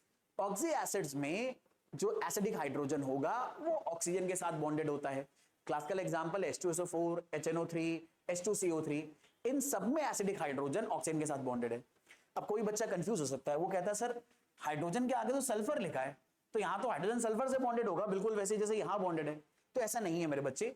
आप जब थोड़ा मतलब 11th क्लास वगैरह में अगर आपका किस्मत खराब रही और आप गलती से साइंस ले लेते हो पढ़ने के लिए, तो आपको पढ़ने को मिलेगा कि H2SO4 का जो स्ट्रक्चर है वो कुछ ऐसा होता है। तो नोटिस करना, हमें केमिकल फॉर्मूले में ऐसा लग रहा है कि सल्फर हाइड्रोजन आपस में जुड़े हैं, लेकिन जो इसका एक्चुअल स्ट्रक्चर है वो कुछ ऐसा है। इसमें दिख रहा है सल्फर ना सिर्फ ऑक्सीजन से जुड़ा है और जो एसिडिक हाइड्रोजन है वो ऑक्सीजन से जुड़े हुए हैं। और ये आपको बिल्कुल याद नहीं करना है, घबराने की जरूरत नहीं है। H2SO4 का स्ट्रक्चर बिल्कुल भी याद करना नहीं है, बस मैं तुम्हारी आत्मा की शांति के लिए तुम्हें ये बता रहा हूं कि तुम्हें हो सकता है अगर तुमने थोड़ा सा दिमाग लगाया हो तो तुम्हें ऐसा लग सकता है कि क्योंकि सल्फर के पहले H2 लिखा है तो हाइड्रोजन सल्फर के साथ बॉन्डेड है, और अगर हाइड्रोजन सल्फर के साथ बॉन्डेड है तो डेफिनेशन के अकॉर्डिंग इसे हाइड्रो एसिड होना चाहिए। बट ऐसा नहीं है, ये बस केमिकल फॉर्मूला लिखने का तरीका है। एक्चुअल में जब इसका बॉन्ड स्ट्रक्चर देखा जाता है तो हाइड्रोजन ऑक्सीजन के साथ ही बॉन्डेड है, और अगर एसिडिक हाइड्रोजन ऑक्सीजन के साथ बॉन्डेड है तो ये ऑक्सो एसिड की कैटेगरी में आएगा। यही बात सेम HNO3 पे भी लागू होती है और यही बात H2CO3 पर भी लागू होती है कि फॉर्मूला देखने में ऐसा लग रहा है हाइड्रोजन नाइट्रोजन से बॉन्डेड है या फिर हाइड्रोजन कार्बन से बॉन्डेड है, बट ऐसा नहीं है। इन दोनों केसेस में भी एसिडिक हाइड्रोजन ऑक्सीजन के साथ ही बॉन्डेड रहता है इनके बॉन्ड स्ट्रक्चर के अंदर। ठीक है, अच्छा अब ये मत कहना कि अरे सर हमने तो क्या नाम है केमिकल बॉन्डिंग में बॉन्ड स्ट्रक्चर बनाना सीखा है। बेटा मेरे अभी आप लोगों ने ना बहुत ही बेसिक बॉन्ड स्ट्रक्चर बनाना सीखा है। ये थोड़े से ना हाई लेवल के बॉन्ड स्ट्रक्चर है जो आप अभी क्लास 10th में नहीं पढ़ते हो। अगर आप सीखना चाहते हो तो यहाँ से सीख सकते हो, कोई दिक्कत नहीं है, बट ज्यादा सीखने में कोई बुराई नहीं होती, हमेशा एडवांटेज ही रहता है। लेकिन अभी यार बेयर मिनिमम तो करके चलना है ना जो हमें 90+ लेकर है। ठीक है, तो ये वो बेयर मिनिमम है कि याद रखना H2SO4, HNO3, H2CO3 दिखने में ऐसे हैं कि हमारा एसिडिक हाइड्रोजन किसी और नॉन मेटल से बॉन्डेड है, बट वो एक्चुअल में ऑक्सीजन से बॉन्डेड होने की वजह से ऑक्सी एसिड की कैटेगरी के अंदर आता है। नेक्स्ट हो जाता है यार कि हम एसिड को प्रिपेयर कैसे करें। भाई एसिड का क्लासिफिकेशन तो बहुत पढ़ लिया, अब ये तो समझाओ इन्हें बनाए कैसे लैब में। तो यार जो हमें रट्टाफिकेशन वाले मेथड दिए हैं, ये बात बड़ी दिक्कत है केमिस्ट्री के साथ कि बहुत सारी चीजें हमें रटने को दे दी जाती हैं और यहाँ पर अब कुछ ऐसी ही चीजें आ रही हैं जो हमें मेमोराइज करनी पड़ेंगी। ठीक है, मुझे आज तक खुद नहीं समझ में आया इसका यूज अपन कैसे इस्तेमाल में लाने वाले हैं। ठीक है, लेकिन धीरे धीरे हमारी गवर्नमेंट्स और जो काउंसिल्स वगैरह उनको समझ में आ रहा है ये, और ये ऐसी रट्टाफिकेशन वाली चीजें धीरे धीरे ना सिलेबस से हटा रहे हैं। एक साथ तो नहीं हटा रहे, जैसे मैं आपको बताऊं क्लास 11th-12th में बहुत ही रट्टाफिकेशन वाले टॉपिक थे पी ब्लॉक एलिमेंट्स। मतलब समझ लो जितनी तुम्हारी पूरी केमिस्ट्री की किताब में कंटेंट है रट्टे वाला, उतना उस पी ब्लॉक के एक चैप्टर की एक यूनिट की एक चैप्टर के अंदर था। इतना ज्यादा रट्टाफिकेशन था क्लास 11th-12th में। तो अब थोड़ा बहुत हमारे जो गवर्नमेंट ऑफिशियल्स हैं, जो तुम्हारे काउंसिल्स वगैरह हैं, उनको समझ में आ रहा है और उन्होंने वो सब चीजें ना सिलेबस से कम करना शुरू कर दिया। क्लास 11th में दो बहुत ही रट्टाफिकेशन वाले सब्जेक्ट थे, टॉपिक थे, एक हाइड्रोजन था, एक एस ब्लॉक, एक पी ब्लॉक। जिन्होंने पीरियोडिक टेबल पढ़ा उन्हें पता होगा। तो इनके एलिमेंट्स की प्रॉपर्टीज बहुत सारी वहां पर हमें मेमोराइज करनी पड़ती थी। तो उन्हें रियलाइज हुआ कि ये तो बस रट्टाफिकेशन बेस्ड ही है यार, ये तो बस इन्फॉर्मेशन है जो रटनी है, इसकी इतना कोई खास जरूरत नहीं है। तो उन्होंने सिलेबस से हटा दिया। तो अभी हम ये सब पढ़ रहे हैं, हो सकता है धीरे धीरे ये सब चीजें रट्टा बहुत ज्यादा रट्टाफिकेशन वाली चीजें ये धीरे धीरे सिलेबस से वाइंड अप होने लगे। बट इसका एडवांटेज तुम्हारे बाद वाली जनरेशन को मिलेगा, तुम्हें नहीं मिलने वाला, तुम्हें तो भाई मेमोराइज करना ही पड़ेगा। तो डायरेक्ट सिंथेसिस के बारे में अगर बात करें तो सीधे हम लोग कोई एसिड बनाने के लिए क्या कर सकते हैं, उसमें जो दो नॉन मेटल हैं उनको सीधे आपस में कंबाइन करा दो, एसिड बनाएगा। जैसे HCl बनाने के लिए हाइड्रोजन क्लोरीन को आपस में रिएक्ट करा दो, HBr बनाने के लिए हाइड्रोजन ब्रोमीन को आपस में डायरेक्ट रिएक्शन करा दो, ऐसे ही HI को बनाने के लिए डायरेक्ट आप हाइड्रोजन और आयोडीन को सीधे रिएक्ट करा दो। पर डायरेक्ट सिंथेसिस से हर एसिड नहीं बन सकता। आप डायरेक्ट सिंथेसिस से H2SO4 नहीं बना पाओगे, HNO3 नहीं बना पाओगे। आप डायरेक्ट सिंथेसिस से वही एसिड बना सकते हो जिनमें बस एसिडिक हाइड्रोजन के साथ एक और नॉन मेटल प्रेजेंट है, जैसे कि HCl, HBr और HI। तो ये डायरेक्ट सिंथेसिस का मेथड है एसिड के लिए। दूसरा, हम लोग नॉन मेटालिक या एसिडिक ऑक्साइड्स के ऊपर वाटर का रिएक्शन करके एसिड बना सकते हैं। जो नॉन मेटल ऑक्साइड्स होते हैं, ये हम लोगों ने पीरियोडिक प्रॉपर्टीज के अंदर पढ़ा था, नॉन मेटल ऑक्साइड्स एसिडिक होते हैं नेचर में। और क्यों होते हैं? क्योंकि इनमें वाटर डालने पर ये किसी एसिड में कन्वर्ट हो जाते हैं। जैसे कि सल्फर ट्राइऑक्साइड में वाटर डालो, H2SO4 बन जाएगा। अब ये डायरेक्ट सिंथेसिस नहीं है। डायरेक्ट सिंथेसिस का मतलब होता है आपने उन एलिमेंट्स को इस्तेमाल करा है जिससे वो कंपाउंड बनेगा। यहां पर हमने सल्फर ट्राइऑक्साइड लिया है, वो एलिमेंट नहीं है, वो खुद अपने आप में कंपाउंड है। सल्फर ट्राइऑक्साइड जो कि सल्फर का एक ऑक्साइड है, नॉन मेटल ऑक्साइड है, एसिडिक होगा, वाटर डालते ही वो अपने एसिड में कन्वर्ट हो गया H2SO4 में। ऐसे ही N2O5, इसे बुलाते हैं डाई नाइट्रोजन पेंटाऑक्साइड, ठीक है। और नाम देखो कितना सिंपल है, 2 nitrogen die nitrogen, 5 oxygen pentoxide. ऐसे यहां पर नॉन मेटल के नाम देना, नॉन मेटल के कंपाउंड को नाम देना बड़ा आसान होता है। उनके नाम के लिए आईयूसीएन ने रूल बना रखा है कि जो भी नॉन मेटल जितनी बार आया है आप उसको उसके नाम में बता दो। Sulphur trioxide, die nitrogen pentoxide. ऐसे ही वाटर हम इसे बुलाते हैं, बट इसे आप डाई हाइड्रोजन मोनोऑक्साइड बुला सकते हो, ठीक है। आईयूपीएसी ने बड़ा सिंपल रूल बना रखा है इनऑर्गेनिक कंपाउंड को नाम देने का, खास तौर पे जो कि नॉन मेटल से बने। जो आयनिक होते हैं वो थोड़े से कॉम्प्लिकेट हो जाते हैं, लेकिन ये वाले बड़े आसान रहते हैं। अब N2O5 में जैसे ही हमने वाटर डाला, 2 यूनिट HNO3 की बन गई। तो इस तरह से हम डायरेक्ट क्या कर सकते हैं, किसी भी नॉन मेटल के ऑक्साइड्स में जो कि एसिड वाटर डालने पर एसिड में कन्वर्ट हो जाते हैं, करस्पॉन्डिंगली उन्हें उनके एसिड में कन्वर्ट करा जा सकता है। अपने सिलेबस में हमें अभी यही दोनों प्रिपेयर करने हैं और प्रिपेयर करने की जरूरत नहीं है, ठीक है। बाकी ऐसे ही हम लोग नॉन मेटल अगर लें, सीधे उसको ऑक्सीडेशन कर दे तो भी हमें अलग अलग एसिड देखने को मिलते हैं। और HNO3 जो कि एक एसिड है, एसिड होने के साथ साथ ये बहुत ही एक तगड़ा ऑक्सीडाइजिंग एजेंट भी है, बहुत आराम से ऑक्सीडेशन रिएक्शन परफॉर्म करता है। और जैसे ही सल्फर में हम HNO3 ऐड करते हैं, ये सल्फर को H2SO4 में कन्वर्ट कर देता है। साथ में NO2 बनता है जो कि रेडिश ब्राउन कलर की गैस होती है। ऐसे ही फास्फोरस में अगर हम डालते हैं तो H3PO4 मिल जाता है। तो यहां पर सल्फर में HNO3 ऑक्सीडेशन परफॉर्म करता है और सल्फ्यूरिक एसिड बनाता है, और फास्फोरस को H3PO4 में कन्वर्ट कर देता है। बाकी देखो वाटर और NO2 दोनों में कॉमन है। तो अब कोई अगर सोचे कि अरे सर इतनी रिएक्शन याद करनी पड़ेगी, तो यार ये ना सिर्फ उन्हीं बच्चों को लगता है इतनी रिएक्शन याद करनी पड़ेगी जो पैटर्न नहीं देख पा रहे। तो पैटर्न बड़ा सिंपल है यार, दोनों बार अपन देखो वही एसिड बना रहे हैं जो अपने सिलेबस के लिए बड़े इंपॉर्टेंट है। HCl, H2SO4, HNO3, H3PO4, यही 4 एसिड बनाने और बनाने नहीं है। और देखो कितना आसान है, सल्फर फास्फोरस अगर लिया तो सल्फ्यूरिक एसिड बनेगा, फास्फोरस लिया तो फास्फोरिक एसिड बनेगा, खत्म। बस इनके फॉर्मूले याद होने चाहिए। सल्फ्यूरिक एसिड H2SO4 है और फास्फोरिक एसिड H3PO4 है। कैसे बनेगा? सल्फर फास्फोरस का HNO3 के साथ ऑक्सीडेशन करके। बाकी अगर आपको रिएक्शन बैलेंस करना आता है तो वाटर NO2 बनाकर आप अपने आप बैलेंस भी कर सकते हो। नहीं तो फिर आप थोड़ा सा मेमोराइज कर लो, थोड़ा सा इसको लिख लिख कर प्रैक्टिस करो, डेफिनेटली आप बड़े आराम से इसे कवर कर ले जाओगे। बहुत सारी ऐसी जनता है जो ये बोलती है सर हमें रिएक्शन ना मेमोराइज नहीं होती। अरे यार किसी को नहीं होती, मेरे को भी नहीं होती थी, बल्कि स्टूडेंट लाइफ में तो छोड़ो, जब मैंने टीचर बनने का करियर ऑप्ट करा था और मैंने पढ़ाना शुरू करा था अपने कॉलेज के ड्यूरेशन में, क्लास 12 11 के बच्चों को, तो बहुत सारी रिएक्शन मेरे को ही खुद नहीं मेमोराइज हो रही थी या मैं भूल गया था। तो उन्हें रिकॉल करने के लिए मैंने वो छोटा सा व्हाइट बोर्ड खरीदा। उस टाइम पे कुछ तो 150 रुपए का आता था, आज भी शायद 200 रुपए के आसपास आएगा। मार्कर लिया और मैं हर रिएक्शन को लिख लिख कर इरेज करता था, इरेज करता था। इसे बोलते हैं एक्टिव रिकॉलिंग मेथड। तो एक्टिव रिकॉलिंग मेथड कर करके मैंने दरअसल में वो पूरा का पूरा रिएक्शंस को रटा। और रिएक्शंस के साथ कहानी ये होती है कि शुरुआत में उन्हें मेमोराइज करने में दिक्कत होती है, बट एक बार वो दिमाग में छप गई तो फिर वो भूले नहीं भूलती। फिर वो आप जब तक एग्जाम नहीं दे डालोगे अपना, जब तक आप उसे इग्नोर नहीं करोगे, तब तक वो आपके दिमाग से निकलेगी नहीं। तो थोड़ा बहुत हार्डवर्क डालने की जरूरत है, वरना फिर हार्डवर्क करना ही क्या है यार, आपका फिर इंडिविजुअल हार्डवर्क क्या रहेगा। फिर तो अगर ऐसा हार्डवर्क बिना करे अगर कोई जादू मंत्र की छड़ी होती किसी टीचर के पास तो आपको दे देता। जितने टीचर ऐसा बोल रहे हैं उनके पास जादू मंत्र की छड़ी है, बिल्कुल मतलब 1 नंबर का बेवकूफ बना रहे हैं आपको। क्योंकि जरा खुद समझो यार, अगर ऐसी कोई जादू मंत्र की छड़ी होती तो यार हर बच्चा केमिस्ट्री में टॉप ना मारने लग जाता, फिर तो ऐसी जादू मंत्र की छड़ी मैं भी उस टीचर से लेके सारे बच्चों को देने लगता नहीं। एक इंडिविजुअल भाई, एज अ टीचर मैं तुम्हें क्या दे सकता हूं? एज अ टीचर मैं तुम्हें वो सारी इंफॉर्मेशन, वो सारी नॉलेज, वो सारे कॉन्सेप्चुअल आइडिया, ये ट्रिक्स दे सकता हूं जो उस टॉपिक को समझने में, मेमोराइज करने में तुम्हारी हेल्प करे। लेकिन एट द एंड आखिरी एफर्ट तो तुम्हारा ही जाएगा। तुम अगर हार्डवर्क नहीं करोगे तो वो चीज तुम्हारे दिमाग में बैठेगी कैसे? और वो चीज अगर तुम्हारे दिमाग में नहीं बैठी तो एग्जाम में निकलेगी कैसे तुम्हारे दिमाग से? तो इसीलिए बहुत ज्यादा जरूरी होता है कि अपने पार्ट का जो हार्डवर्क है वो तुम जरूर डालो, बाकी अपने पार्ट का हार्डवर्क हमारी पूरी टीम तुम्हारे लिए डाल ही नहीं है, ठीक है।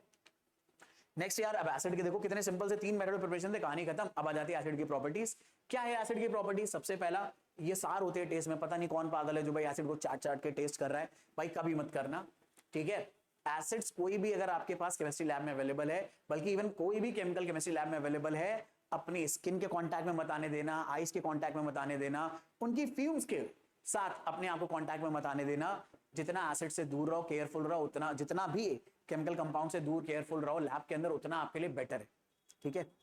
तो इसीलिए याद रखना कि ये जो सारिन टेस्ट है, जब बहुत हमें जो नॉर्मल एसिड, जो ऑर्गेनिक एसिड है, जो हम डेली लाइफ में कंज्यूम करते हैं, उससे हमें पता चला कि हम लोग ना नींबू का पानी पीते हैं, वो थोड़ा सा टेस्ट में कैसा होता है, खट्टा होता है।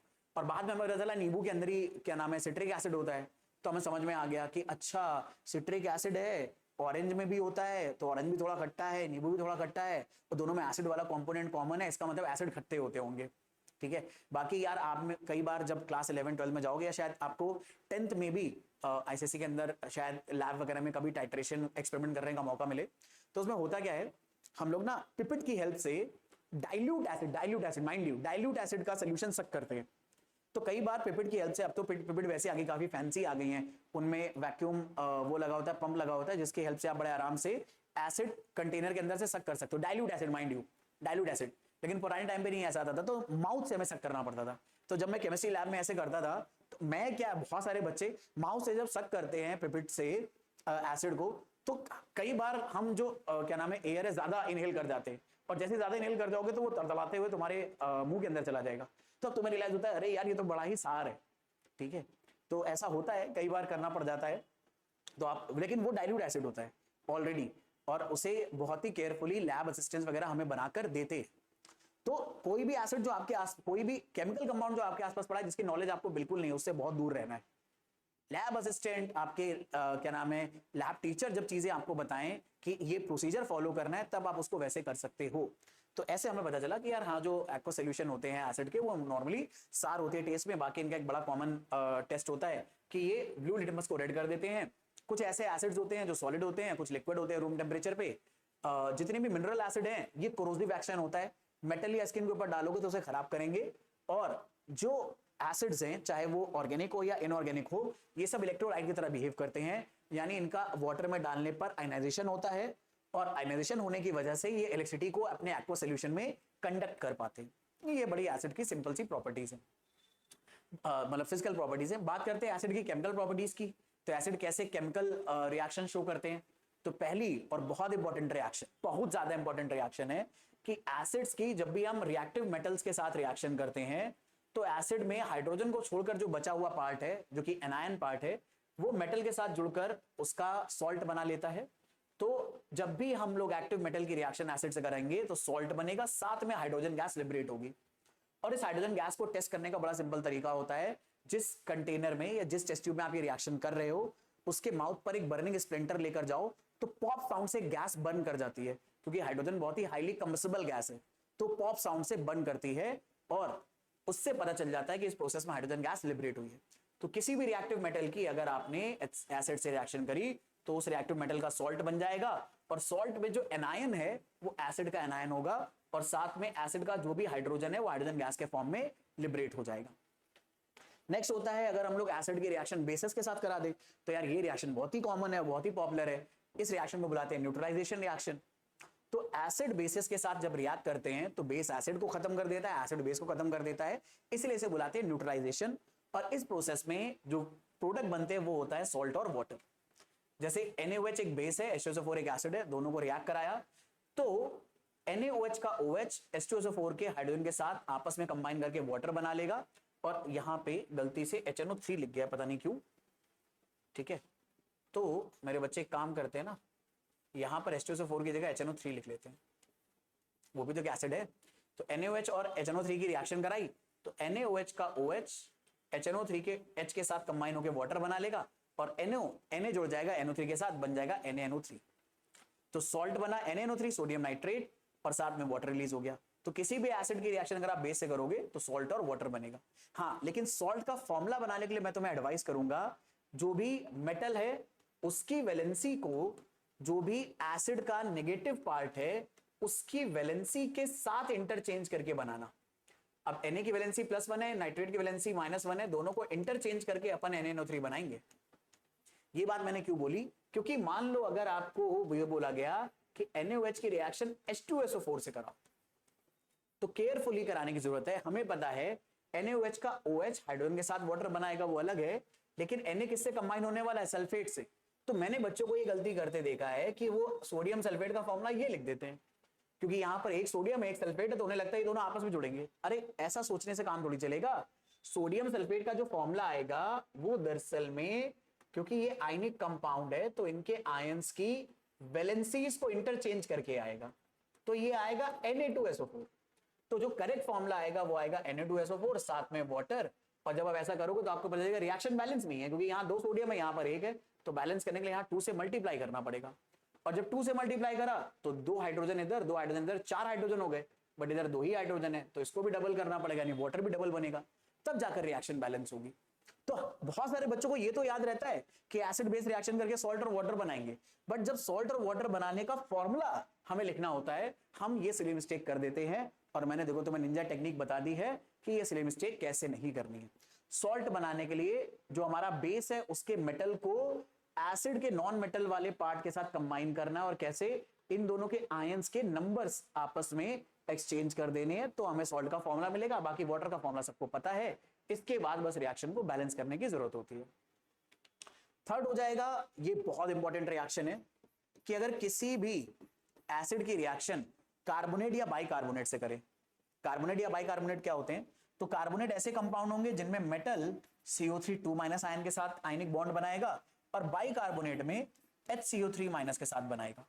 जैसे एग्जांपल के तौर पे मैंने तुमसे कहा कि मेरे भाई सोडियम कार्बोनेट का फॉर्मूला बताओ, तो यार सोडियम कार्बोनेट का फॉर्मूला कैसे बताओगे तुम? सोडियम का फॉर्मूला हो गया Na+1, कार्बोनेट का हो गया Ca3 2-, तो 2 इधर आएगा 1 इधर आएगा, फॉर्मूला आएगा Na2CO होल थ्राइस 1, पर 1 फॉर्मूले में लिखने की जरूरत नहीं होती है तो ब्रैकेट भी डाल दो, तो सोडियम कार्बोनेट का फॉर्मूला आएगा Na2CO3। ऐसे ही मान लो मैंने कह दिया कैल्शियम कार्बोनेट का फॉर्मूला बताओ, तो किसी भी मेटल को कार्बोनेट के साथ अगर जोड़ना है तो उस मेटल के चार्ज का फॉर्मूला, उस मेटल के आयन का फॉर्मूला और कार्बोनेट के आयन का फॉर्मूला लिखने के बाद इनके नंबर्स इंटरचेंज कर दो। पर अगर ये दोनों नंबर सेम होते हैं तो इन्हें सिंपलेस्ट फॉर्म में जब लिखते हैं तो इन्हें कैंसल आउट करके लिखते हैं, तो कैल्शियम कार्बोनेट का फॉर्मूला ये आ जाएगा, पोटेशियम सोडियम कार्बन का फॉर्मूला ये आ जाएगा। बाइकार्बोनेट में CO3 2- की जगह HCO3-1 लेना और उनके नंबर एक्सचेंज करना। तो इस तरह से हम किसी भी तरह का मेटल या मेटल का कार्बोनेट या बाइकार्बोनेट बना सकते हैं। अब ये रिएक्शन इंपॉर्टेंट क्यों है? क्योंकि ये क्लास 12 तक तुम्हारे काम आएगी अगर तुमने गलती से साइंस ले ली तो, क्योंकि बहुत सारी जनता लेगी, क्योंकि बहुत प्रॉमिसिंग करियर होता है साइंस लेने के बाद, लेट मी टेल यू। तो भाई अपन क्या करेंगे, अगर कभी भी तुमने एसिड की किसी भी मेटल कार्बोनेट या बाइकार्बोनेट के साथ रिएक्शन करी तो एक तो सॉल्ट बनेगा, साथ में कार्बन डाइऑक्साइड गैस जरूर रिलीज होगी। और कार्बन डाइऑक्साइड गैस का रिलीज होना एसिड को टेस्ट करने में हेल्प करता है, क्योंकि हर एसिड की ये प्रॉपर्टी है कि वो मेटल कार्बोनेट या बाइकार्बोनेट के साथ कार्बन डाइऑक्साइड लिबरेट करे। तो अगर मान लो एक मैंने तुम्हें अननोन कंपाउंड दे दिया और कह दिया कि भैया चेक करो ये एसिड है या नहीं, और तुम्हारे पास लैब में बस कार्बोनेट के सॉल्ट प्रेजेंट है और लिटमस वगैरह नहीं प्रेजेंट है, तो कैसे करोगे? एक टेस्ट ट्यूब के अंदर तुम वो मेटल का कार्बोनेट डाल दो, जैसे कि कैल्शियम कार्बोनेट, और जो कंपाउंड मैंने तुम्हें चेक करने के लिए दिया है कि वो एसिड है या नहीं वो ले लो, और जैसे दोनों को मिक्स करोगे अगर कार्बन डाइऑक्साइड गैस के बुलबुले बनने लगे, बिल्कुल वैसे ही जैसे पेप्सी की सोडा की बोतल खोलने पर बुलबुले बनते हैं, तो उससे पता चल जाएगा कि यहां पर यार कार्बन डाइऑक्साइड गैस लिबरेट हुई है। और कार्बन डाइऑक्साइड गैस तभी लिबरेट होती है जब एसिड कार्बोनेट के साथ रिएक्शन करे, तो कंफर्म हो जाएगा जो अननोन कंपाउंड है वो एसिड ही है। रिएक्शन बड़ी सिंपल होती है, कोई भी कार्बोनेट चाहे वो कैल्शियम हो या सोडियम हो, किसी एसिड से अगर रिएक्शन करेगा तो कार्बोनेट का मेटल वाला पार्ट एसिड के नेगेटिव वाले आयन के साथ कंबाइन होकर सॉल्ट बना लेगा। और नोटिस करना यहां एक क्लोरीन था बट यहां दो क्यों आ गए? रीजन वही कि हमें कैल्शियम को क्लोरीन के साथ कंबाइन करना है और कैल्शियम क्लोराइड बनाना है। तो फॉर्मूला यहां से नहीं आएगा कि यहां एक सेल है तो यहां एक कैल्शियम है तो एक एक जोड़ दो। फॉर्मूला बनेगा इस चीज से कि कैल्शियम क्लोराइड का फॉर्मूला उसके आयन से बनाओ। तो कैल्शियम आयन का फॉर्मूला Ca2+, क्लोराइड का Cl1-, ये इधर जाएगा ये इधर जाएगा, फॉर्मूला आएगा Ca1 लिखने की जरूरत नहीं है, Cl2। तो कैल्शियम क्लोराइड CaCl2 बनेगा। बाद में बैलेंस करने के लिए हमने यहां 2 लगा रखा है, ठीक है। और साथ में वाटर और CO2 बनेगा। बहुत इंपॉर्टेंट रिएक्शन है और ये हर मेटल कार्बोनेट और हर मेटल बाइकार्बोनेट एसिड के साथ मतलब फॉलो करेगा, खासतौर पे ऐसे मेटल कार्बोनेट या बाइकार्बोनेट जो रिएक्टिव है। कैल्शियम कार्बोनेट हो गया, मैग्नीशियम कार्बोनेट हो गया, क्या नाम है, सोडियम कार्बोनेट हो गया, पोटेशियम कार्बोनेट हो गया या बाइकार्बोनेट हो गए, ये सब ये रिएक्शन फॉलो करते हैं। बाइकार्बोनेट में भी सेम रिएक्शन होती है, वाटर और CO2 बनता है, बस उसे बैलेंस करने की जरूरत पड़ती है, ठीक है। फोर्थ रिएक्शन है कि सल्फाइड्स या बाइसल्फाइड के साथ कैसे रिएक्शन होगी। तो कार्बोनेट या बाइकार्बोनेट के साथ जैसे CO2 बन रहा है, सल्फाइड्स और बाइसल्फाइड्स के साथ SO2 बनता है। और सल्फाइड क्या होते हैं? SO3 2- और बाइसल्फाइड क्या होते हैं? HSO3-। बिल्कुल वैसे ही जैसे ऊपर वाले रिएक्शंस हैं। और जैसे ही आप इनको परफॉर्म करोगे, सॉल्ट बनेगा, वाटर बनेगा, साथ में सल्फर डाइऑक्साइड बनेगी। अब सल्फर डाइऑक्साइड की पहचान क्या होती है? सल्फर डाइऑक्साइड की बर्निंग सल्फर की स्मेल होती है, क्योंकि जो बर्निंग सल्फर की स्मेल है वो सल्फर डाइऑक्साइड से आती है। कैसी होती है बर्निंग सल्फर की स्मेल? हमें क्या पता? अरे पता है यार, बिल्कुल पता है। अरे यार, दिवाली में जब अपन पटाखे बजाते हैं तो ना एक बड़ी अजीब सी स्मेल आती है पटाखों के धुएं की। जो पटाखे के धुओं की स्मेल है वही बर्निंग सल्फर की स्मेल होती है। तो इसका मतलब है आपको पता है बर्निंग सल्फर की स्मेल कैसी है, आपके दिमाग को पता है। तो अगर लैब में ये रिएक्शन परफॉर्म करोगे, आप किसी भी सल्फाइड या बाइसल्फाइड के साथ कोई एसिड डाल दोगे और अगर बर्निंग सल्फर की स्मेल आने लगे तो इसका मतलब है जो कंपाउंड आपने डाला था वो एसिड ही था। तो इस तरह से हम लोग एसिड की अलग अलग केमिकल प्रॉपर्टीज फॉलो कर सकते हैं। इन प्रॉपर्टीज में सबसे इंपॉर्टेंट ये दोनों प्रॉपर्टी हो गई। और याद रखने वाली बात क्या हो गई कि इन सारी रिएक्शन में जहां भी सॉल्ट बन रहा है, सॉल्ट बनने के लिए जो नेगेटिव पार्ट है, सॉल्ट में ना एक पॉजिटिव आयन होता है, एक नेगेटिव आयन होता है। तो जो नेगेटिव आयन है वो हमेशा एसिड से आएगा और जो पॉजिटिव आयन है वो हमेशा दूसरी वाली चीज से आएगा। और इस सॉल्ट का फॉर्मूला लिखने के लिए अलग से आपको फॉर्मूला बनाने की जरूरत होती है, ठीक है। अच्छा, अब नोट्स थोड़े साफ सुथरे रहें तो इसके लिए मैं यहाँ पे ना जो क्लटर मचा है इसे हटा देता हूं थोड़ा सा। बाकी कहानी जो मैं आपको बता चुका हूं वो आप याद रख लोगे, इतने तो आप समझदार हो। बता दो कि नहीं हो।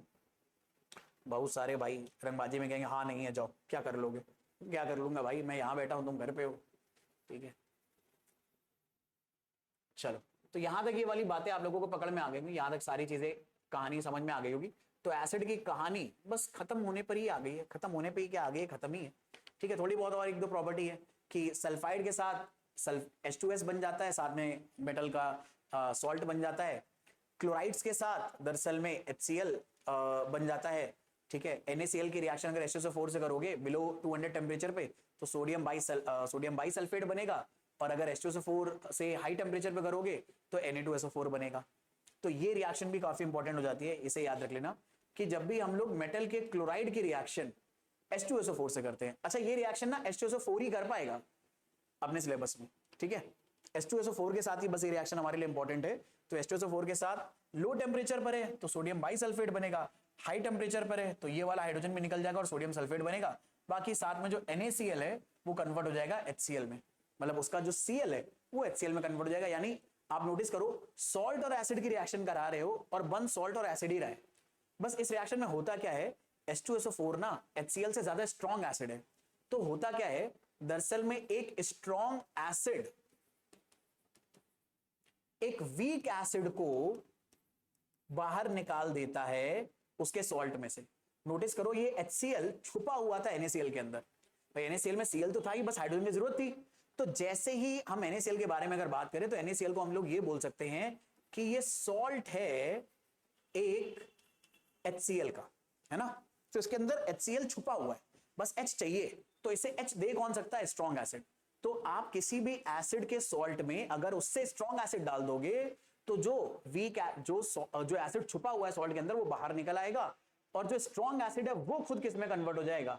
सॉल्ट में कन्वर्ट हो जाएगा। तो ये दोनों चीजें सॉल्ट ऑफ H2SO4 है।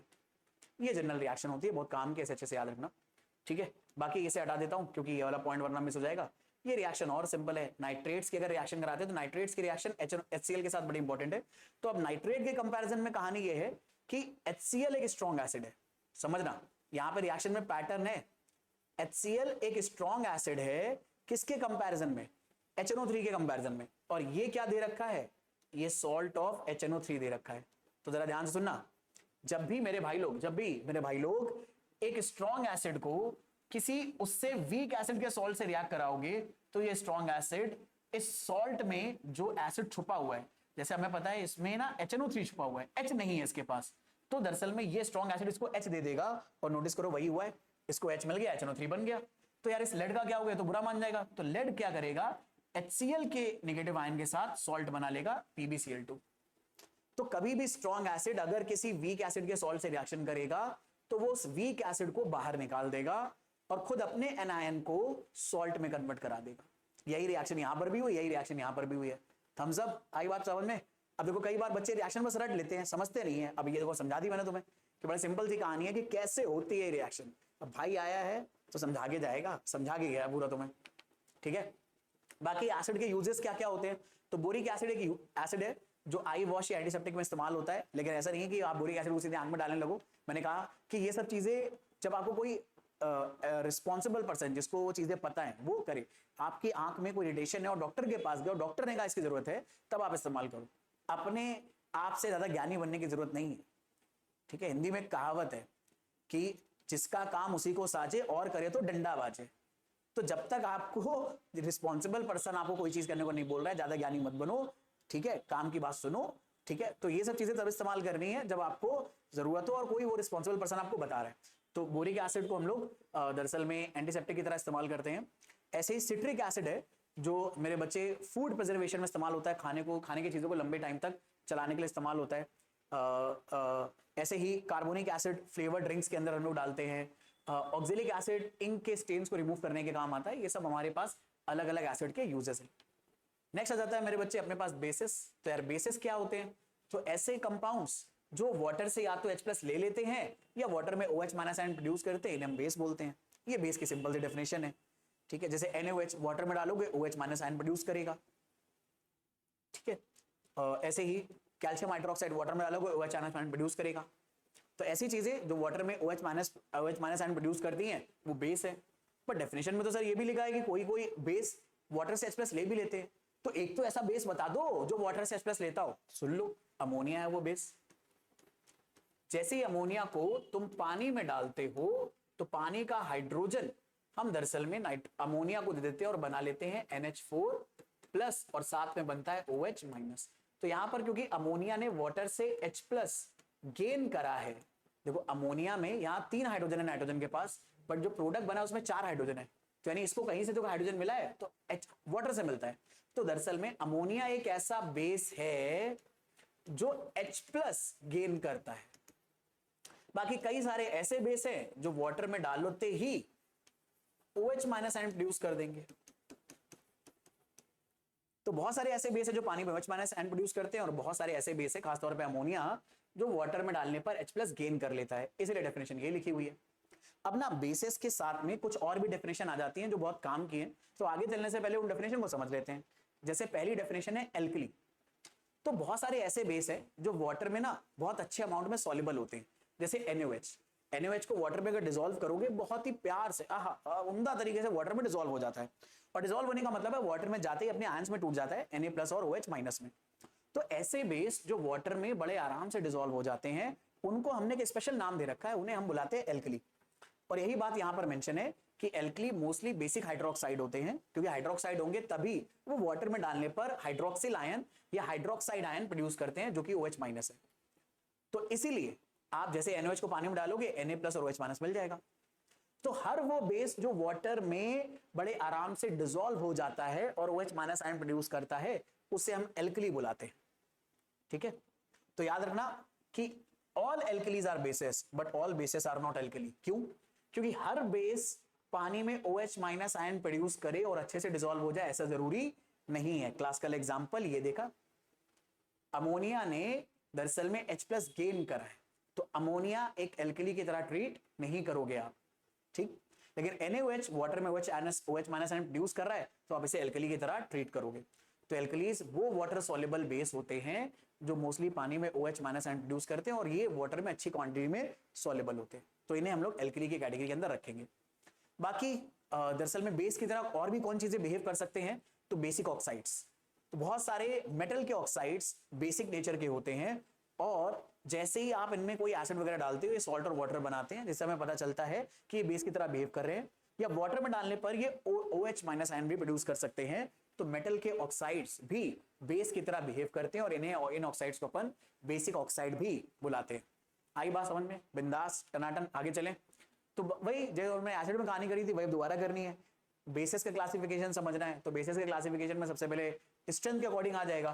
तो स्ट्रेंथ के अकॉर्डिंग स्ट्रॉन्ग बेस, अब तो कहानी बड़ी सिंपल है। स्ट्रॉन्ग बेस वाटर में डालने पर जो बेस ज्यादा OH माइनस आयन प्रोड्यूस करे वो स्ट्रॉन्ग बेस हो गया, जैसे कि NaOH। वीक बेस वाटर में डालने पर ऐसा बेस जो पार्शियली आयनाइजेशन करे और कम OH माइनस आयन प्रोड्यूस करे वो वीक बेस। सबसे क्लासिकल एग्जांपल NH4OH, या एक और बताता हूं, अबे चल जा, मैग्नीशियम हाइड्रोक्साइड। और जब इसे पानी में हम डिसॉल्व कर देते हैं मेरे बच्चे, तो पानी में डिसॉल्व होने के बाद जो इसका मिक्सचर बनता है उसे बुलाते हैं मिल्क ऑफ मैग्नीशिया। और इससे दरअसल में हम लोग, अगर हमें एसिडिटी हो जाती है तब हम इसका इस्तेमाल करते हैं। अगर आप लोगों ने एसिडिटी को क्या नाम है सही करने वाली दवाइयां खाई हो, जैसे डाइजीन वगैरह मिलती है, तो मोस्टली इन दवाइयों का जो कंपोनेंट होता है वो मिल्क ऑफ मैग्नीशिया ही होता है, क्योंकि एसिडिटी पेट में, स्टमक में ज्यादा एसिड बनने की वजह से होती है। तो उस एसिड को न्यूट्रलाइज करने के लिए हमें एक बेस चाहिए। हम स्ट्रॉन्ग बेस का इस्तेमाल नहीं कर सकते क्योंकि स्ट्रॉन्ग बेस और प्रॉब्लम क्रिएट कर देगा अपनी ही। तो हम ऐसा बेस यूज करते हैं जो माइल्ड बेस हो, और milk of magnesia mild base है क्योंकि ये पार्शियली आयनाइज होता है, वीक बेस है। तो हम वीक बेसिस का इस्तेमाल करते हैं दरअसल में एसिडिटी ऑफ स्टमक को ट्रीट करने के लिए। स्ट्रॉन्ग बेस क्यों नहीं कर लेते, स्ट्रॉन्ग बेस क्यों नहीं कर सकते, पता नहीं क्या मेरी जीभ को हो रहा है, बीच बीच में अटक जाती है।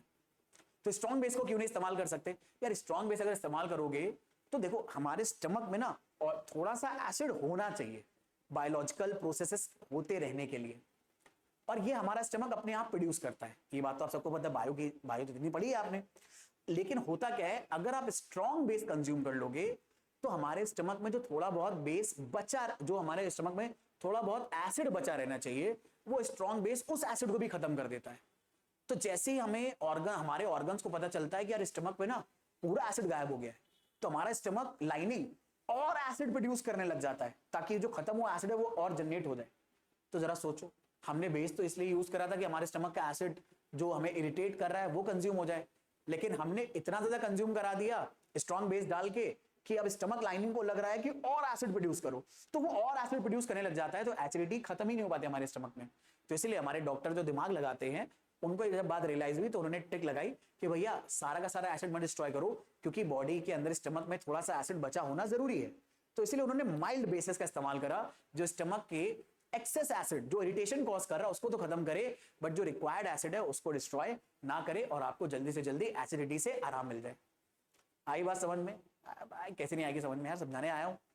ठीक है, फिर ऐसे ही दरअसल में हम लोग जो क्या नाम है बेसिस हैं उनको उनकी एसिडिटी के बिहाफ पर एक्सप्लेन कर सकते हैं। अब यहाँ पे दरअसल में गलती से बेसिसिटी लिख गया है, एसिडिटी होगा, और यहाँ पर बेसिसिटी ऑफ एसिड लिख गया है, ये दरअसल में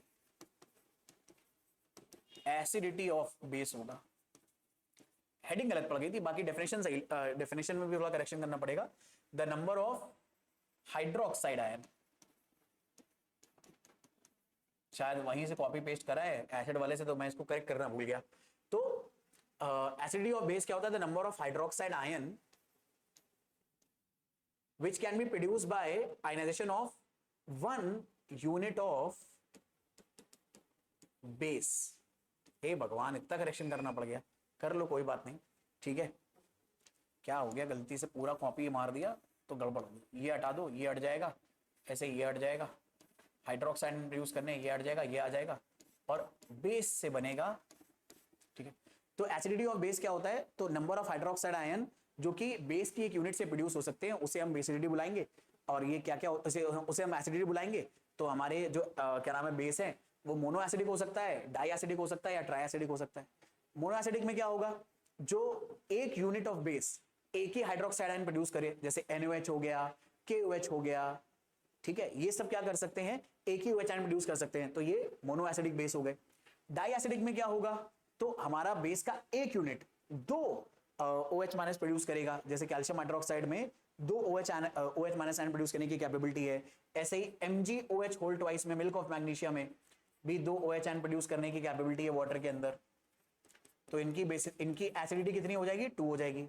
ट्राई एसिडिक में क्या हो जाएगा, तो हमारे बेस का एक यूनिट 3 हाइड्रोक्सिल आयन प्रोड्यूस करेगा, तो 3 हाइड्रोक्सिल आयन प्रोड्यूस करने वाला क्लासिक बेस है AlOH होल थ्राइस।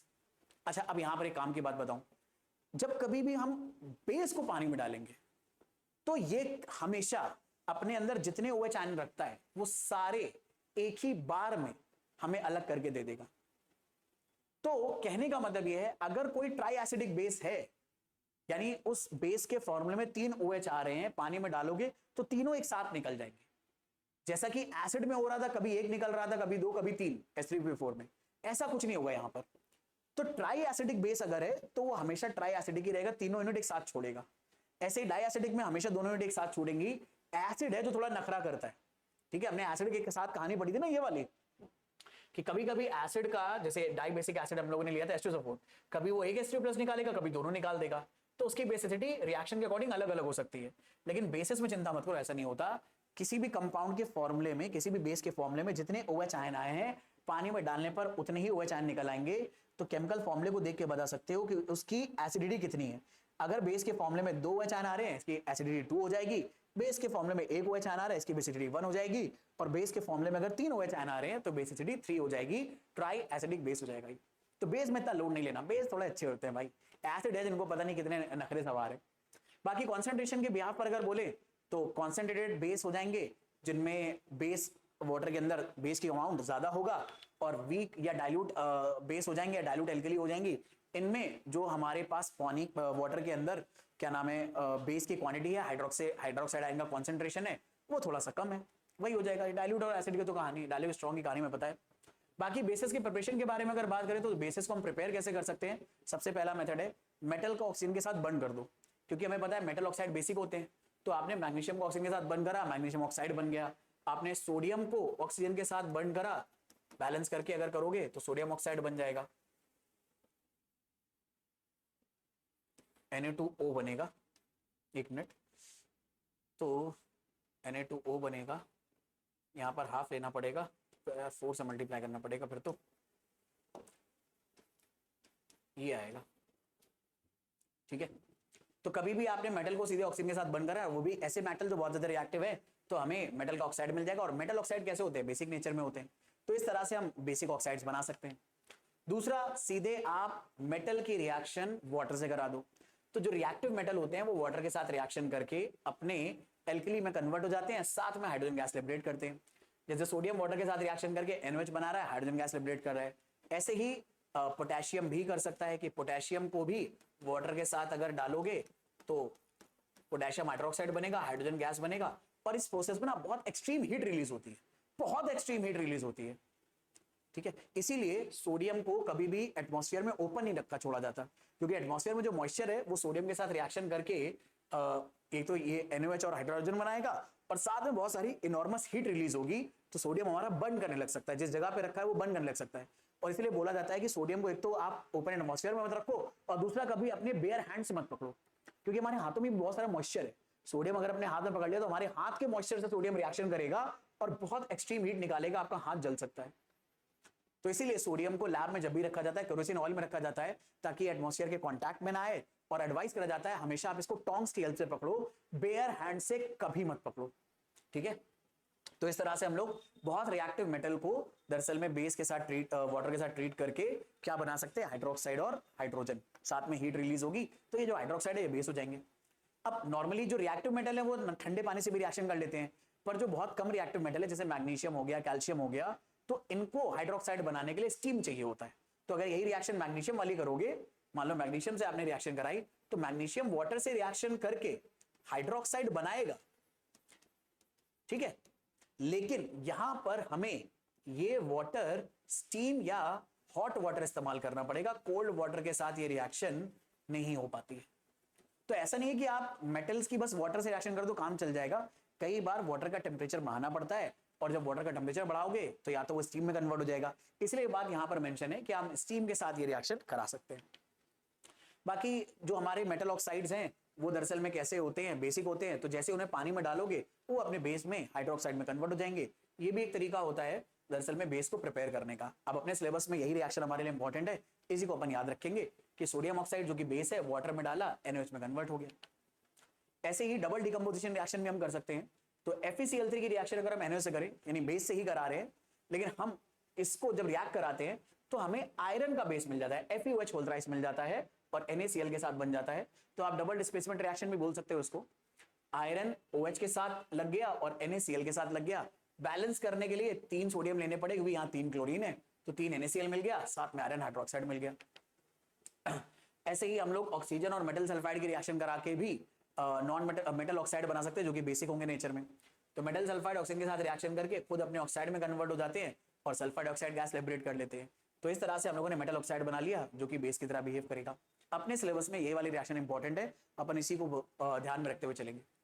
बाकी ये बहुत इंपॉर्टेंट रिएक्शन है कि बहुत सारे कार्बोनेट्स को हीट करने पर वो अपने ऑक्साइड में कन्वर्ट हो जाते हैं। तो मेटल के कार्बोनेट को जब आप हीट करोगे वो अपने ऑक्साइड में कन्वर्ट हो जाएगा। और मेटल का ऑक्साइड कैसा होता है, मेटल का ऑक्साइड बेसिक होता है नेचर में, तो फटाफट क्या बन जाएगा, बेस बन जाएगा। साथ में कार्बन डाइऑक्साइड गैस लिबरेट हो जाएगी, हमें उससे कोई लेना देना नहीं है। तो मेटल ऑक्साइड बेसिक होते हैं नेचर में। बाकी बेस की क्या क्या प्रॉपर्टीज है, तो इनका बड़ा बिटर टेस्ट होता है और ये रेड लिटमस को ब्लू कर देते हैं, और इनका जो टच होता है वो सोपी होता है। इवन जो सोप होते हैं ना जिनसे हम लोग बेथ करते हैं वो दरअसल में खुद बेसिस ही होते हैं, ठीक है। इसलिए आपको बोला जाता है कि अगर जैसे रेड आर्ट कभी स्टिंग कर ले या कभी बी स्टिंग कर ले तो सोप से उस जगह को 10-15 मिनट तक आपको धोते रहना चाहिए।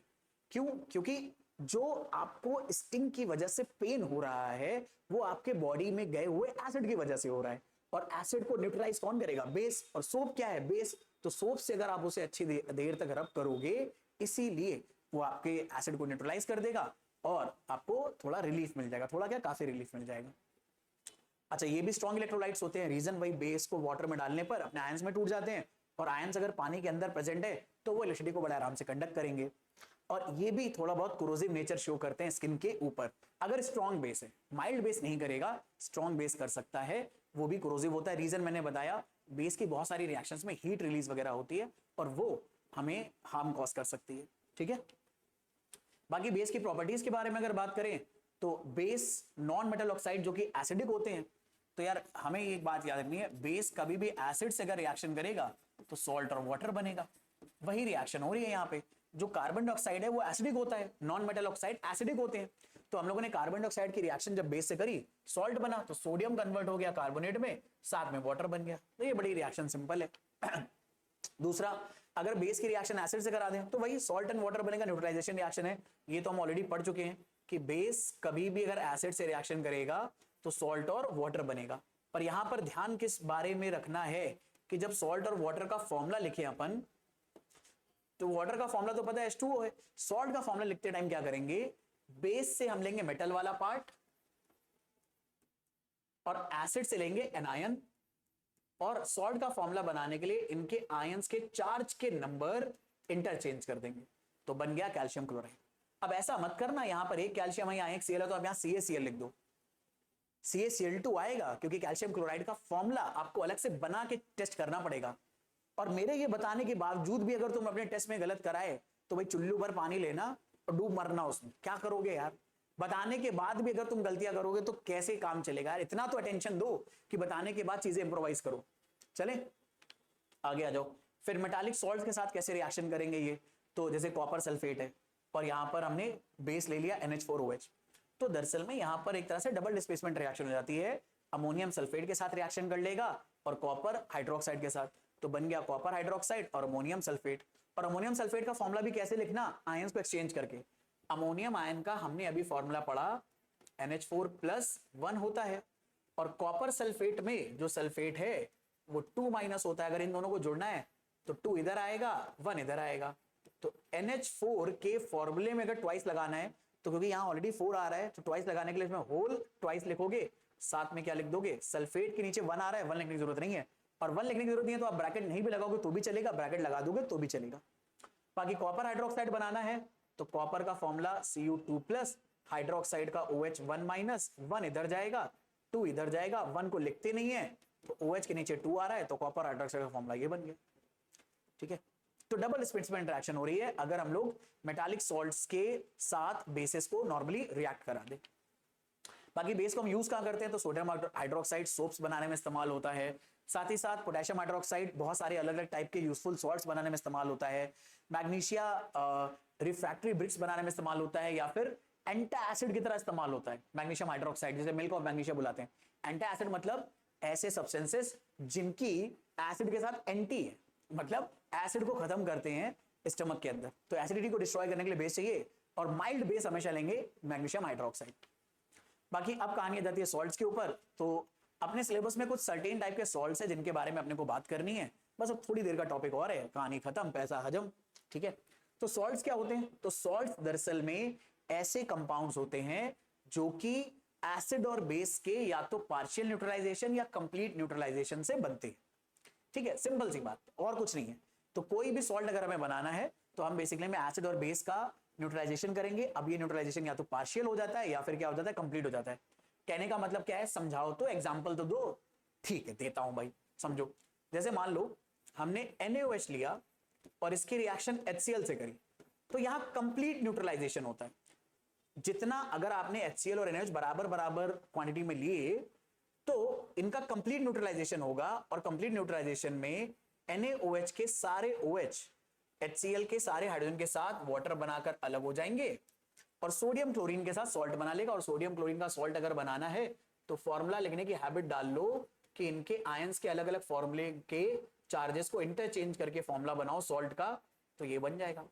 यहां पर कंप्लीट न्यूट्रलाइजेशन हुआ है। कंप्लीट न्यूट्रलाइजेशन का मतलब है एसिड के अंदर जितने हाइड्रोजन निकालने की कैपेबिलिटी थी वो सारे हाइड्रोजन आपने निकलवा दिए। HCl के अंदर एक हाइड्रोजन निकालने की कैपेबिलिटी थी, आपने निकलवा दिया। लेकिन कई बार ऐसा होगा मेरे बच्चे कि अगर आपने NaOH की रिएक्शन H2SO4 से करी तो आपको पता है H2SO4 में 2 हाइड्रोजन निकालने की कैपेबिलिटी है, बट H2SO4 चाहे तो अपने अंदर से एक हाइड्रोजन निकाले या फिर चाहे तो दोनों निकाल दे, है ना। तो अगर एक हाइड्रोजन निकाला तो ये बाइसल्फाइड आयन बनाता है, बाइसल्फेट आयन बनाता है, अगर दोनों निकाल दे तो सल्फेट आयन बनाता है।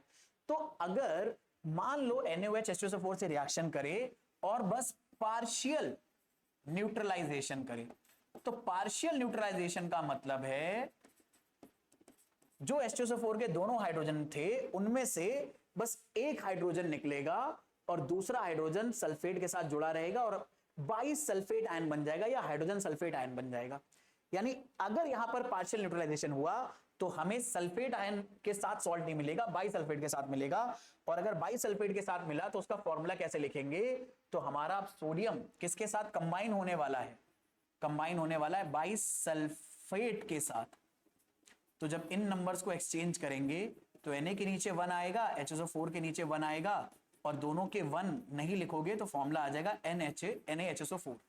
तो पार्शियल न्यूट्रलाइजेशन में NaHSO4 बनेगा, साथ में एक हाइड्रोजन एक OH के साथ वाटर बना देगा।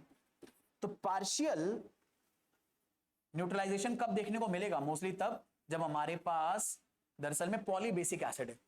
अब H2SO4 ने पार्शियल न्यूट्रलाइजेशन करा तो बाइसल्फेट बना। अगर मान लो कंप्लीट न्यूट्रलाइजेशन कर ले, कंप्लीट न्यूट्रलाइजेशन का मतलब है कि मेरे भाई जितने हमारे पास एसिड के अंदर एसिडिक हाइड्रोजन है, जैसे यहां पर 2 हैं, तो दोनों के दोनों बेस के साथ निकल जाए। और दोनों के दोनों अगर बेस के साथ निकले तो हमें पता है अगर H2SO4 दोनों हाइड्रोजन निकालेगा तो जो एनायन बनेगा वो सल्फेट होगा। तो यहां पर सॉल्ट सल्फेट वाला बनाना है, तो सल्फेट वाले सॉल्ट का फॉर्मूला कैसे लिखोगे, तो सोडियम को सल्फेट के साथ जोड़ना है। सोडियम का फॉर्मूला Na+1, सल्फेट का फॉर्मूला SO4 2 मेरे भाई इधर, 1 मेरे भाई इधर, फॉर्मूला आ गया Na2SO4। ये आ गया Na2SO4। साथ में क्या बनेगा, वाटर। रिएक्शन बैलेंस नहीं है, इसे बैलेंस करना पड़ेगा ऑब्वियसली। जैसे एग्जांपल के तौर पे मेरे भाई यहां पर 2 सोडियम है पर यहां पर 1 है, तो 2 से मल्टीप्लाई करा, और जैसे 2 से मल्टीप्लाई करा 2 हाइड्रोजन इधर 2 हाइड्रोजन इधर, 4 हाइड्रोजन हो गए। बट यहां तो 2 ही हैं, तो 4 करने के लिए यहां पे 2 से मल्टीप्लाई कर दो, सब कुछ बैलेंस हो जाएगा। एक sulphate 2 hydrogen, everything is balance. तो यहां पर हुआ है कंप्लीट न्यूट्रलाइजेशन। कंप्लीट न्यूट्रलाइजेशन का मतलब है अगर हमारे पास एक पॉलीबेसिक एसिड है, मतलब ऐसा एसिड जिसमें एक से ज्यादा H+ देने की टेंडेंसी है, तो अगर वो अपने सारे H+ निकाल दे तो कंप्लीट न्यूट्रलाइजेशन, और अगर उससे कम निकाले तो पार्शियल न्यूट्रलाइजेशन होगा।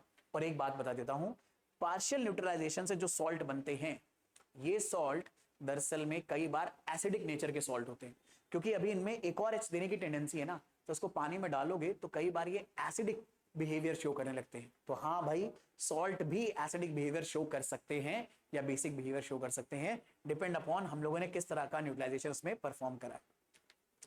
तो बाकी बात कर लेते हैं सॉल्ट के क्लासिफिकेशन के। सबसे पहले आ गया नॉर्मल सॉल्ट। ये नॉर्मल सॉल्ट तब बनते हैं जब, जैसे मैंने यहां पर आपको लिखकर बता दिया है, यहां पर कंप्लीट रिप्लेसमेंट यानी कंप्लीट न्यूट्रलाइजेशन हो जाए एसिड का। जैसे HCl के हाइड्रोजन का कंप्लीट न्यूट्रलाइजेशन NaOH के हेल्प से कराया, तो ये जो सॉल्ट बना इसे नॉर्मल सॉल्ट बुलाया जाएगा। नॉर्मल का मतलब है कि यार इसे पानी में अगर डालोगे तो ये ना तो एसिड बिहेवियर शो करेगा ना बेस बिहेवियर शो करेगा, तो इस तरह के सॉल्ट को नॉर्मल सॉल्ट बोलेंगे। लेकिन हमारे पास दूसरे एक टाइप के सॉल्ट आएंगे, एसिडिक सॉल्ट। एसिडिक सॉल्ट कब बनेंगे, अभी अभी एग्जांपल बताया, मान लो बेस की रिएक्शन आपने H2SO4 से करी, अब H2SO4 में एक से ज्यादा हाइड्रोजन डोनेट करने की टेंडेंसी थी, तो इसने अगर मान लो अपना एक ही हाइड्रोजन हटाकर सॉल्ट बनाया NaHSO4, तो ये जो सॉल्ट है इसे पानी में डालोगे तो अभी इसके पास एक और हाइड्रोजन देने की टेंडेंसी है, तो ये सॉल्ट पानी में एसिड की तरह बिहेव करेगा और इसीलिए इसको एसिडिक सॉल्ट बुलाया जाता है। और ऐसे यहां पर डेफिनेशन लिखी है, कई बार सॉल्ट तब फॉर्म होते हैं जब पार्शियल रिप्लेसमेंट या पार्शियल न्यूट्रलाइजेशन होता है हाइड्रोजन का from the acid molecule by the base. और इस चक्कर में जो सॉल्ट बनते हैं वो अभी भी थोड़ा एसिडिक कैरेक्टर शो करते हैं, अभी भी ये फर्दर बेस के साथ रिएक्शन कर सकते हैं, इसीलिए इनको एसिडिक सॉल्ट बुलाया जाता है। तो एसिडिक सॉल्ट का आइडिया समझ में आ गया। ऐसे सॉल्ट्स दरअसल में जो पार्शियल न्यूट्रलाइजेशन से बने हों, या एसिडिक सॉल्ट को अभी आपके स्कूल के डेफिनेशन में ऐसा मेंशन करा जाता है, थोड़ा थोड़ा आप जब डिटेल में पढ़ोगे तो आपको पता चलेगा। एसिडिक सॉल्ट ऐसे होते हैं जिनमें स्ट्रॉन्ग एसिड वीक बेस के साथ रिएक्शन करके सॉल्ट बनाता है, बट अपने सिलेबस में अभी हम इसको ही ध्यान में रखेंगे। बाकी नेक्स्ट चलता है डबल सॉल्ट। नाम से पता चल रहा है एक ऐसा कंपाउंड जिसमें दो सॉल्ट हो, और इसका सबसे क्लासिकल एग्जांपल है पोटैश एलम, जिसे हम हिंदी में फिटकरी बुलाते हैं। तो फिटकरी डबल सॉल्ट का मतलब क्या होता है, ये दो सॉल्ट के यूनियन से मिलकर बना होता है। अब देखो फिटकरी में क्या होता है, हमारे पास एक सॉल्ट है पोटेशियम सल्फेट और एक होता है एल्युमिनियम सल्फेट। कई बार बच्चों को ये फॉर्मूला देख के बड़ा डर लगता है, अरे सर फिटकरी का फॉर्मूला कैसे याद करेंगे। अबे बस ये याद रखो फिटकरी में होता क्या है, पोटेशियम सल्फेट एल्युमिनियम सल्फेट। अब यार पोटेशियम सल्फेट का फॉर्मूला हमें बनाना आता है, एल्युमिनियम सल्फेट का फॉर्मूला हमें बनाना आता है, नहीं आता तो लो सीख लो।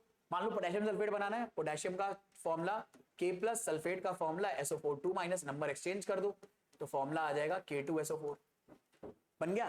तो फिटकरी में क्या है, पोटेशियम सल्फेट बना लिया, एल्युमिनियम सल्फेट, तो एल्युमिनियम का फॉर्मूला Al+3, सल्फेट का फॉर्मूला SO4 नंबर एक्सचेंज करो, फॉर्मूला बनेगा Al2SO4 होल थ्राइस। तो फिटकरी में क्या है, पोटेशियम सल्फेट एल्युमिनियम सल्फेट, साथ में 24 यूनिट H2O की इसमें प्रेजेंट रहती हैं, तो ये पूरा फिटकरी बन जाता है। इतना ही याद है इसका, इतना ही इजी है इसका फॉर्मूला याद करना। बस ये याद रखो कि इसमें है क्या क्या, पोटेशियम सल्फेट एल्युमिनियम सल्फेट। अगर फॉर्मूला याद नहीं आ रहा, फॉर्मूला बना लो और सीधे उसमें 24 वाटर यूनिट जोड़ दो, बन गया, खत्म कहानी, बन गया फिटकरी का फॉर्मूला।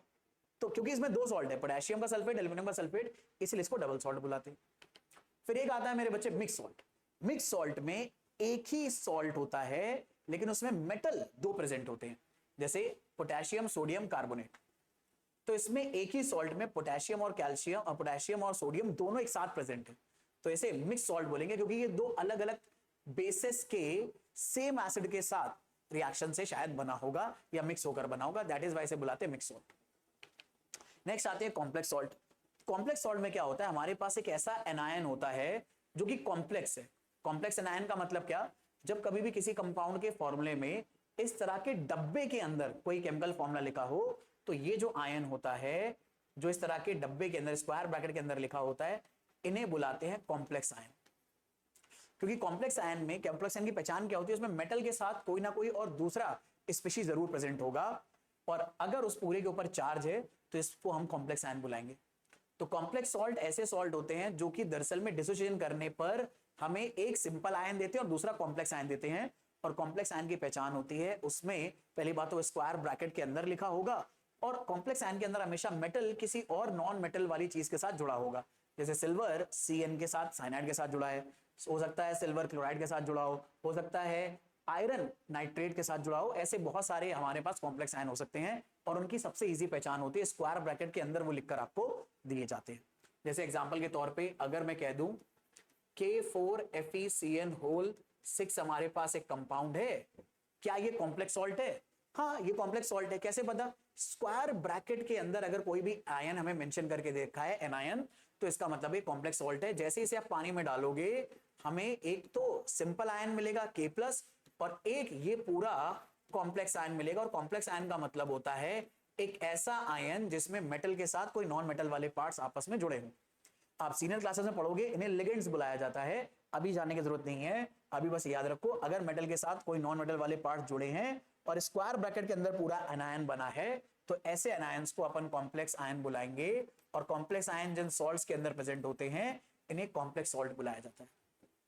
ठीक है, बाकी सॉल्ट के बनाने के क्या क्या मेथड है? तो ऐसे सॉल्ट जो कि सॉल्युबल होते हैं, जो वाटर में बड़े आराम से डिसॉल्व हो जाते हैं, उनको बनाने के ये सारे मेथड तुम्हारे सामने मेंशन है। एक है डायरेक्ट कॉम्बिनेशन, कि सीधे मेटल नॉन मेटल की रिएक्शन कराओ, सॉल्ट बन जाएगा। एक है सिंपल डिस्प्लेसमेंट, किसी भी रिएक्टिव मेटल को अगर कम रिएक्टिव मेटल के सॉल्ट के साथ रिएक्शन कराओगे तो सॉल्ट बन जाएगा। फिर हमारे पास डिकम्पोजिशन रिएक्शंस होती हैं कि अगर हम लोग बाइकार्बोनेट का डिकम्पोजिशन करें तो बाइकार्बोनेट एसिड के साथ सॉल्ट में कन्वर्ट हो जाते हैं, या कार्बोनेट भी एसिड के साथ सॉल्ट में कन्वर्ट हो जाते हैं, अभी हमने पीछे पढ़ा। या फिर अगर आपने NaClHO4 में डाला तो NaCO4 बन जाएगा, KNO3H2SO4 में डाला क्या नाम है हमारा HNO3 बन जाएगा और KHSO4 बन जाएगा। ये वही सारी रिएक्शन है जो अभी हम पीछे पढ़ते आ रहे हैं। बाकी न्यूट्रलाइजेशन रिएक्शन से भी सॉल्ट को बनाया जा सकता है। ये वो सारे सॉल्ट है जो वाटर में बड़े आराम से डिसॉल्व हो जाते हैं। अब हाँ भाई, ये आपको पूरी लिस्ट प्रिपेयर करके रखनी पड़ेगी, मेमोराइज करनी पड़ेगी, क्योंकि इसमें कोई भी रिएक्शन आपसे डायरेक्टली पूछी जा सकती है। दूसरे होते हैं इनसॉल्युबल सॉल्ट्स, यानी ऐसे सॉल्ट्स जो कि वाटर में इनसॉल्युबल होते हैं। तो ज्यादातर ये सॉल्ट डबल डिस्प्लेसमेंट रिएक्शन से बनते हैं। तो डबल डिस्प्लेसमेंट रिएक्शन में आप करोगे क्या? दो अलग अलग आयनिक कंपाउंड को बस आपस में मिक्स कर दोगे जिससे एक इनसॉल्युबल सॉल्ट बन जाए। क्लासिकल एग्जांपल, लेड और सल्फर को आपस में डायरेक्ट रिएक्शन करा, PbS बन गया।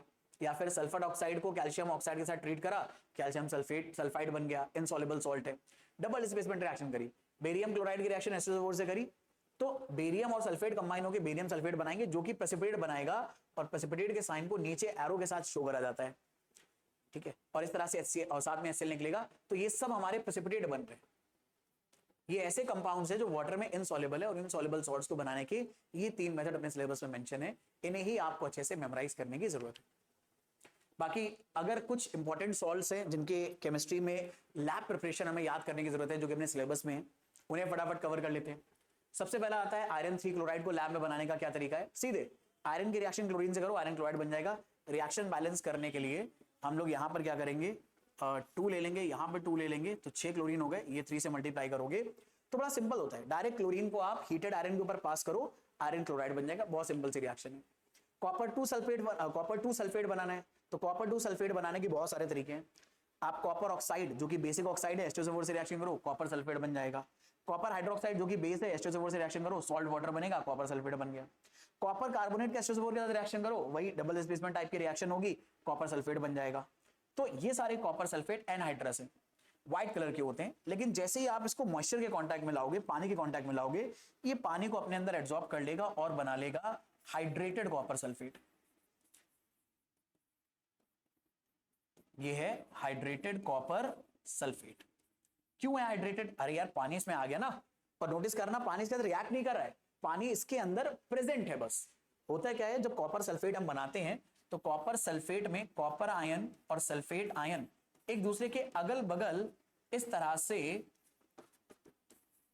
जुड़े रहते हैं। कैटायन एनायन एक दूसरे के ऑल्टरनेट रहते हैं। तो जब ये कैटायन एनायन एक दूसरे के ऑल्टरनेट रहते हैं तो बीच में बहुत सारी स्पेस खाली रह जाती है, तो इन स्पेस में वाटर आकर बैठ जाता है बस। तो वाटर इसके अंदर रिएक्ट नहीं कर रहा है, वाटर इसके अंदर बस घुस गया है। तो इस तरह के वाटर को बुलाते हैं वाटर ऑफ क्रिस्टलाइजेशन। और जैसे ही water of crystallisation copper sulphate के साथ गया तो कॉपर सल्फेट हाइड्रेट हो गया, तो इसे बुलाने लगते हैं हाइड्रेटेड कॉपर सल्फेट। और एक इंपॉर्टेंट बात, हाइड्रेटेड कॉपर सल्फेट ना ब्लू कलर का होता है, जबकि ऊपर वाले कॉपर सल्फेट जिनमें वाटर अभी इनके साथ जुड़ा नहीं है, ये एनहाइड्रस है और ये व्हाइट कलर का होता है। तो कई बार सिर्फ वाटर इस बीच में जगह में घुस जाने पर कंपाउंड का कलर तक चेंज हो जाता है। तो कॉपर सल्फेट अगर एनहाइड्रस है तो व्हाइट है, लेकिन अगर उसी में वाटर आ गया तो वो कैसा हो जाता है, ब्लू हो जाता है। ऐसे ही हम लोग दरअसल में जिंक सल्फेट बना सकते हैं और आयरन सल्फेट बना सकते हैं बाय द सेम मेथड। या तो जिंक की डायरेक्ट H2SO4 से रिएक्शन करा दो, जिंक सल्फेट बन जाएगा। सेम आयरन की डायरेक्ट H2SO4 से रिएक्शन कर दो, आयरन सल्फेट बन जाएगा। और ये जिंक सल्फेट वाटर के साथ वाटर क्रिस्टलाइजेशन बनाता है, फॉर्मूला आता है ZnSO4.7s2। तो ये हाइड्रेटेड जिंक सल्फेट है। ठीक है, आगे आ जाते हैं। लेड क्लोराइड बनाने का तरीका, PbCl2 बनाने का, ये अभी अपने ने पढ़ा था कि यार लेड नाइट्रेट की रिएक्शन अगर हम HCl से करा दें तो लेड क्लोराइड बनता है, साथ में नाइट्रिक एसिड रिलीज हो जाता है। कहां पर पढ़ा था? अरे अभी अभी मैंने मेंशन करा था, HCl दरअसल में क्या है मेरे भाई, स्ट्रॉन्ग एसिड है, और अगर लेड नाइट्रेट से रिएक्शन कर रहा है तो लेड नाइट्रेट एक सॉल्ट है, किसका? HNO3 का। तो HCl और HNO3 में कौन स्ट्रॉन्ग एसिड? सुनने में लगता है HNO3 होगा, नाइट्रिक एसिड है, बड़ा खतरनाक है, पर ऐसा नहीं है, HCl ज्यादा स्ट्रॉन्ग एसिड होता है। और एक स्ट्रॉन्ग एसिड जब HNO3 के सॉल्ट से रिएक्शन करेगा तो HNO3 को बाहर निकाल देगा, तो HNO3 बाहर आ गया और खुद अपने एनायन का इस मेटल के साथ सॉल्ट बना लेगा, तो लेड क्लोराइड बना। लेड की वैलेंसी होती है 2+, क्लोराइड की 1-। इन नंबर को एक्सचेंज करा, फॉर्मूला बन गया PbCl2। तो इस तरह से लेड क्लोराइड को बनाया जा सकता है। सेम रिएक्शन अभी अपन ने पढ़ी थी, और मैंने तुम्हें बताया केमिस्ट्री में कई बार ऐसा होगा, खासतौर पे इस चैप्टर के बाद, इस चैप्टर में पढ़ी हुई बहुत सारी रिएक्शन आगे आपको रिपीट होते हुए मिलेंगी। अरे इसी चैप्टर में होने लगी यार बहुत सारी रिएक्शन रिपीट। ठीक है, ऐसे ही कैल्शियम कार्बोनेट बनाना है तो निंजा टेक्निक होती है, कैल्शियम क्लोराइड की रिएक्शन सोडियम कार्बोनेट से करो, डबल डिस्प्लेसमेंट रिएक्शन होती है, कैल्शियम कार्बोनेट के साथ जुड़ जाएगा सोडियम क्लोराइड के साथ, तो कैल्शियम कार्बोनेट बन जाएगा। बड़ी सिंपल सी रिएक्शन है। सोडियम बाइकार्बोनेट बनाना है तो सोडियम बाइकार्बोनेट बनाने के लिए हम सोडियम कार्बोनेट लेते हैं, उसमें कार्बन डाइऑक्साइड और वाटर पास कर देते हैं, तो जैसे ही आप करोगे सोडियम बाइकार्बोनेट बन जाएगा, फॉर्मूला आता है NaHCO3। न्यूट्रलाइजेशन रिएक्शन से हम बहुत सारे सॉल्ट बना सकते हैं, तो जैसे एसिड की रिएक्शन बेस से करी NaCl और वाटर बन जाएगा। ये तो बहुत सारी रिएक्शन पड़ी, इसमें इसको अब अपन अपना टाइम इस पे और नहीं वेस्ट करते, आगे चले जाते हैं एक बहुत ही इंपॉर्टेंट टॉपिक के ऊपर, which is called pH indicators. क्या होते हैं पीएच इंडिकेटर्स? जैसे मैंने बताया कि यार एसिड और बेस अगर लैब में हमारे पास बनकर आए या हमें दिए गए तो हम उन्हें टेस्ट वगैरह करके या टच करके बताएंगे नहीं ये एसिड है या नहीं। हमें कुछ ऐसी चीजें चाहिए जो हमें दूर से ही बता दें कि यार फला चीज एसिड है या फला चीज बेस है, हमें उनको टच टेस्ट ना करना पड़े, अपने साथ कांटेक्ट में बिल्कुल उनको नहीं लाना है, क्योंकि ये हार्मफुल हो सकते हैं हमारे लिए। तो पीएच इंडिकेटर्स दरअसल में ऐसे केमिकल सब्सटेंसेस होते हैं जो हमें दूर से ही बता देंगे कि भैया फला चीज एसिड है या फला चीज बेस है। तो फटाफट इनके बारे में बात करते हैं, पीएच एंड इंडिकेटर्स के बारे में। सबसे पहले बात करते हैं पीएच, जिसका पूरा नाम है पावर ऑफ हाइड्रोजन। तो नाम से पता चल रहा है कि पीएच हमें दरअसल में पावर ऑफ हाइड्रोजन बताता है। अब किसी भी एसिड को पानी में डालोगे या किसी भी बेस को पानी में डालोगे तो उसके अंदर H+ आयन प्रोड्यूस होते हैं। हाँ, बेस को डालने पर भी पानी में H+ आयन प्रोड्यूस करते हैं। ये कैसी बात कर रहे हैं सर, बेस से में तो OH आयन प्रोड्यूस होते हैं, तो एसिड में तो समझ में आता है कि एसिड को अगर आप पानी में डालोगे तो H+ आयन प्रोड्यूस होंगे, हाइड्रोजन आयन प्रोड्यूस होंगे। बेस को पानी में डालने पर H+ आयन कैसे प्रोड्यूस हो सकते हैं? क्योंकि अभी तो आपने बताया कि बेस को पानी में डालने पर दरअसल में OH- आयन प्रोड्यूस होते हैं, तो यहां पर H+ आयन कैसे आएगा? तो बताते हैं कहां से आएगा। दरअसल में जब आप बेस को पानी में डालते हो तो पानी भी खुद टूटता है H+ और OH- में। तो अगर आपने बेस को पानी में डाला तो बेस से तो OH आयन आएगा ही, पर पानी से भी OH और H+ आयन आएंगे, तो पानी से कौन सा आयन एक्स्ट्रा आ रहा है? H+ आयन एक्स्ट्रा आ रहा है। इसीलिए नोटिस करना, इस डायग्राम को मैंने लिया है बहुत इंपॉर्टेंट, कि मेरे बच्चे जब हम बेस को पानी में डालते हैं तो OH आयन दो जगह से आते हैं, एक तो बेस से और एक पानी से। लेकिन पानी से क्या भी आता है? H+ आयन भी आता है। तो ये जो H+ आयन आया है बेसिक सोल्यूशन में, ये कहां से आया है? वाटर से। और ऐसे ही जब आप एसिड को पानी में डालते हो तो एसिड को पानी में डालने पर दो जगह से H+ आयन आता है, एक तो एसिड से और एक वाटर से। लेकिन वाटर से क्या भी आ जाएगा? OH- आयन भी आ जाएगा। तो नोटिस करना एक बहुत इंपॉर्टेंट बात जो अक्सर बच्चे मिस कर जाते हैं, टेक्निकल पॉइंट। बच्चों को लगता है कि कभी भी किसी एसिड को पानी में डालोगे तो बस H+ आयन मिलेंगे, और कभी भी किसी बेस को पानी में डालोगे तो बस OH- आयन मिलेंगे। ऐसा नहीं है। अगर आपने एसिड को पानी में डाला तो हमारे पास पानी के सोल्यूशन में, जिसे हम एक्वा सोल्यूशन बुलाते हैं, H+ भी होगा, OH- भी होगा। और कभी बेस को पानी में डाला तो भी उस सोल्यूशन में, उस एक्वा सोल्यूशन में H+ भी होगा, OH- भी होगा। ये बात फटाफट अपने दिमाग में डाल लो। चाहे आप एसिड को पानी में डालो या बेस को पानी में डालो, आपको H+ और OH- आयन दोनों ही देखने को मिलेंगे। तो एसिड में OH माइनस आयन कहां से आया? पानी से। बेस में H प्लस आयन कहां से आया? बेस में OH तो आ जाएगा, समझ में आता है, पर बेस में H प्लस आयन कहां से आया? वो भी आया मेरे बच्चे पानी से ही। ठीक है, तो ये वाली बात याद रखना, बहुत काम की चीज है। तो क्योंकि अब हमें समझ में आ रहा है चाहे एसिडिक सोल्यूशन हो या बेसिक सोल्यूशन हो, दोनों में H प्लस आयन प्रेजेंट होते हैं, OH माइनस आयन प्रेजेंट होते हैं, तो किस सोल्यूशन में कितने H प्लस आयन प्रेजेंट हैं उसकी पावर को ही उस सोल्यूशन की pH वैल्यू बोला जाता है। तो pH वैल्यू दरअसल में रिप्रेजेंट करता है किसी भी एसिड की स्ट्रेंथ को या किसी भी बेस की स्ट्रेंथ को in terms of hydrogen ions जो सोल्यूशन के अंदर प्रेजेंट है। अगर दरअसल में सोल्यूशन के अंदर ज्यादा H प्लस आयन प्रेजेंट है तो उसकी एसिडिक स्ट्रेंथ ज्यादा है, अगर OH आयन ज्यादा प्रेजेंट है, H प्लस कम है, तो उसकी बेसिक स्ट्रेंथ ज्यादा है। तो ये चीज pH की हेल्प से निकाली जा सकती है। और कैसे निकालते हैं? तो ये एक मैथमेटिकल फॉर्मूला होता है, चिंता मत करो, उसके ऊपर न्यूमेरिकल नहीं आते, लेकिन बस काम की बात याद रखना कि किसी भी सोल्यूशन का पावर ऑफ हाइड्रोजन यानी pH वैल्यू अगर आपको निकालना है तो हमें फॉर्मूला लगाना होता है negative log of H plus ion का कॉन्सेंट्रेशन। या अगर आप नेगेटिव लॉग की जगह पर माइनस को अंदर भेज देते हो तो माइनस अंदर जाएगा तो ऊपर पावर में आ जाएगा, तो -1 पावर में आएगी तो रेसिप्रोकल करना पड़ेगा, तो आंसर आएगा log 1 upon H plus ion का कॉन्सेंट्रेशन। तो नोटिस करना pH और H प्लस के बीच में कैसा रिलेशन आ रहा है? इनवर्स रिलेशन आ रहा है कि pH और H प्लस आयन का कॉन्सेंट्रेशन कैसा होता है? इनवर्सली रिलेटेड होता है। ये बात मैं क्या बता रहा हूं? ये बात मैं बता रहा हूं कि किसी भी सोल्यूशन में जितने ज्यादा H प्लस आयन का कॉन्सेंट्रेशन होगा उसका pH उतना ही कम आएगा, उसकी मैथमेटिकल वैल्यू pH की उतनी कम आएगी। तो इससे हम ये समझ सकते हैं कि अगर समझना H प्लस आयन कम है तो pH की वैल्यू ज्यादा है, और H प्लस आयन अगर ज्यादा है तो pH की वैल्यू कम है। तो H प्लस आयन अगर ज्यादा है और pH की वैल्यू कम है, और H प्लस आयन ज्यादा होने का मतलब सोल्यूशन ज्यादा एसिडिक है, तो इसका मतलब है pH और एसिडिक वैल्यू के बीच में कैसा रिलेशन है? इनवर्स रिलेशन है। pH और एसिडिक स्ट्रेंथ में कैसा रिलेशन है? Inverse relation. अगर किसी चीज का pH ज्यादा है तो एसिडिक स्ट्रेंथ कम है, और pH अगर कम है तो एसिडिक स्ट्रेंथ ज्यादा है। और pH और बेसिक स्ट्रेंथ का कैसा रिलेशन है? डायरेक्ट। ये पॉइंट बहुत ज्यादा इंपॉर्टेंट है तुम्हारे लिए, काम की बात है, याद रखना कि pH जितना कम होगा मेरे बच्चे, ठीक है, pH जितना कम होगा सोल्यूशन उतना ज्यादा एसिडिक, और pH जितना ज्यादा सोल्यूशन उतना ज्यादा बेसिक। इसीलिए जो pH स्केल है ये हमें दिया जाता है 0 से 14 नंबर तक के बीच में। अब pH कम का मतलब नंबर 0, 1, 2, 3 के पास रहेगा, तो pH जितना कम है सोल्यूशन उतना ज्यादा एसिडिक है, और pH जितना ज्यादा है यानी जितना 14 के पास है सोल्यूशन उतना ज्यादा बेसिक है। और pH अगर किसी भी सोल्यूशन का 7 होता है तो ऐसे सोल्यूशन को बुलाया जाता है न्यूट्रल सोल्यूशन। और न्यूट्रल सोल्यूशन का मतलब चलो मैं टेक्निकली बता देता हूं होता क्या है। बहुत सारे बच्चे ये तो याद रख लेते हैं कि अरे pH सोल्यूशन अगर pH 7 है तो सोल्यूशन न्यूट्रल है, लेकिन उन्हें पता ही नहीं होता है ऐसा है क्यों। और ना तुम बड़े आराम से समझ सकते हो। देखो आपको पता है कि जो अपन pH निकाल रहे हैं वो दरअसल में एसिड या बेस के पानी में डालने पर जो H प्लस आयन बनेंगे उनके कॉन्सेंट्रेशन की वजह से निकाल रहे हैं।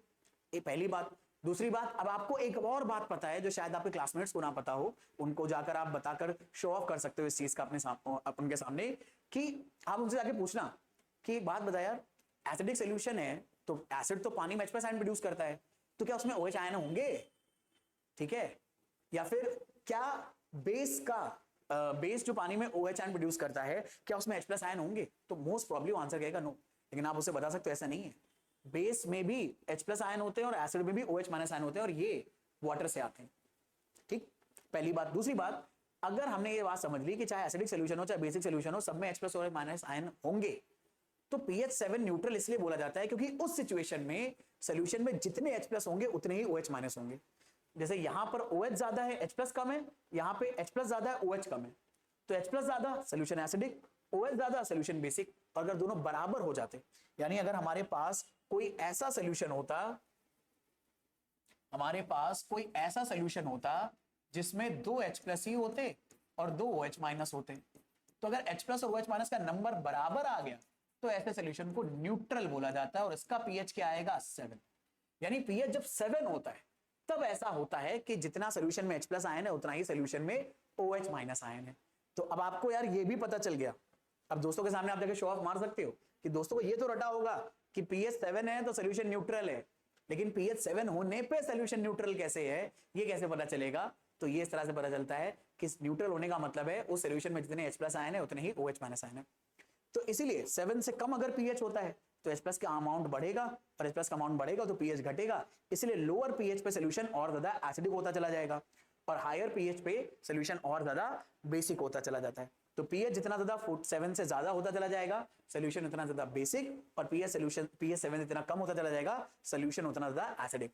ठीक है, और 7 पे न्यूट्रल क्यों है वो भी अब आपको पता चल चुका है, लिंजर टेक्निक।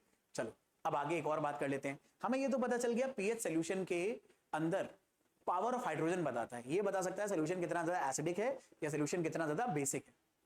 लेकिन अगर हमें टेस्ट करना है किसी अननोन सोल्यूशन को कि वो एसिडिक है बेसिक, तो कैसे करें? बिना उसको टच करे, बिना उसको स्मेल करे। तो हमारे पास कुछ इंडिकेटर्स होते हैं जिनका हम इस्तेमाल करके दूर से पता कर सकते हैं कि सोल्यूशन एसिडिक है या बेसिक। इनमें सबसे पहला आ जाता है लिटमस पेपर, मिथाइल ऑरेंज या फेनोप्थिलीन। ये 3 ऐसे सब्सटेंसेस हैं जो दूर से ही बता देते हैं कि दरअसल में हमारे पास जो सोल्यूशन है वो एसिडिक है, बेसिक है या फिर न्यूट्रल है। और ऐसे ही यूनिवर्सल इंडिकेटर होता है। तो यूनिवर्सल इंडिकेटर तो हमें सोल्यूशन का पीएच तक बताने में हेल्प कर देता है, और पीएच की वैल्यू से हम डिटेक्ट कर पाएंगे सोल्यूशन एसिडिक है, बेसिक है, न्यूट्रल। पीएच अगर 7 से कम की तरफ जा रहा है तो सोल्यूशन एसिडिक होने लगेगा, और पीएच अगर 7 से ज्यादा आ रहा है तो बेसिक होने लगेगा। तो जो यूनिवर्सल इंडिकेटर होते हैं मेरे बच्चे, आपको अलग अलग कंपनी बना के देती हैं, और इस तरह के पेपर होते हैं। ठीक है, इस तरह के पेपर्स होते हैं। तो उन पेपर्स को जब आप किसी भी सोल्यूशन में डिप करोगे जिसका आपको पीएच निकालना है या जिसका आपको एसिडिक या बेसिक बिहेवियर पता करना है, तो जैसे आप उस सोल्यूशन में उस पेपर को डिप करोगे, उस पेपर का कलर चेंज हो जाएगा और वो इनमें से कुछ आ जाएगा। या तो वो ब्लू की टोन में रहेगा, या ग्रीन की टोन में, या रेड की टोन में।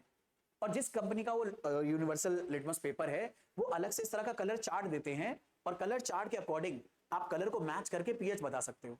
मान लो आप इसी कंपनी का पीएच पेपर ले आए जिसका कलर चार्ट ऐसा है, पर आपने उस पीएच पेपर को एक सोल्यूशन में डिप करा और एकदम ब्राइट रेड कलर आ गया, और उस कंपनी के टेस्ट पेपर में, यूनिवर्सल टेस्ट पेपर के अंदर लिखा हुआ है कि रेड कलर 0 पीएच शो करता है। तो इसका मतलब जो भी सोल्यूशन है उसका पीएच 0 है, और अगर पीएच 0 है तो बहुत स्ट्रॉन्ग एसिड है। पर मान लो अगर इस तरह की लाइट ग्रीन शिफ्ट कर आया उसका कलर, तो मतलब उसका पीएच 6 के आसपास है, अभी भी एसिडिक है बट वो माइल्ड एसिड है। और अगर ब्लू की तरफ आने लगा तो इसका मतलब वो स्ट्रॉन्ग बेस की तरफ कन्वर्ट होने लगेगा। तो यूनिवर्सल पेपर दरअसल में अलग अलग कंपनी अलग अलग डाइस को मिलाकर बनाती है। हमारे लिए सबसे काम का होता है लिटमस, मिथाइल ऑरेंज और फेनोप्थिलीन इंडिकेटर। इनके बारे में थोड़ा सा हम डिटेल में बात करेंगे। और फेनोप्थिलीन और मिथाइल रेड के बारे में अगर बात करें, लिटमस के बारे में तो हमें पता है कि लिटमस पेपर 2 टाइप के होते हैं, या तो रेड या फिर ब्लू। और रेड लिटमस, ये जो रेड लिटमस पेपर होता है, ये जैसे ही आप बेस में डालोगे ये ब्लू हो जाएगा, मतलब रेड वाला ब्लू में कन्वर्ट हो जाता है बेस के अंदर। और जो ब्लू लिटमस पेपर है, ये अभी अभी हमने पढ़ा, ब्लू लिटमस पेपर आप जैसे ही एसिड में डालोगे ये रेड हो जाएगा। तो याद रखना, ब्लू लिटमस पेपर एसिड को डिटेक्ट करने में हमारी हेल्प करता है, और रेड लिटमस पेपर बेस को डिटेक्ट करने में हेल्प करता है। पर एक बात बता दूं, लिटमस पेपर हमें ये नहीं बता पाते कि एसिड का पीएच कितना है, वो बस इतना बता सकते हैं कि हमारा सोल्यूशन एसिडिक है या बेसिक। रेड लिटमस पेपर खतरे का निशान है, ठीक है, तो वो बेस को डिटेक्ट करने में हेल्प कर देगा कि बेस में वो ब्लू में कन्वर्ट हो जाएगा। और ब्लू लिटमस पेपर जैसे एसिड में रेड आ जाएगा, और रेड खतरे का निशान है। इसका मतलब है अगर ब्लू रेड में कन्वर्ट हो गया, खतरा था, वो चीज एसिड थी। इस तरह से हम रट्टा भी मार सकते हैं, मेमोराइज कर सकते हैं यूं कि यार ब्लू लिटमस पेपर एसिड के अंदर रेड हो जाता है, और रेड लिटमस पेपर बेस के अंदर ब्लू हो जाता है।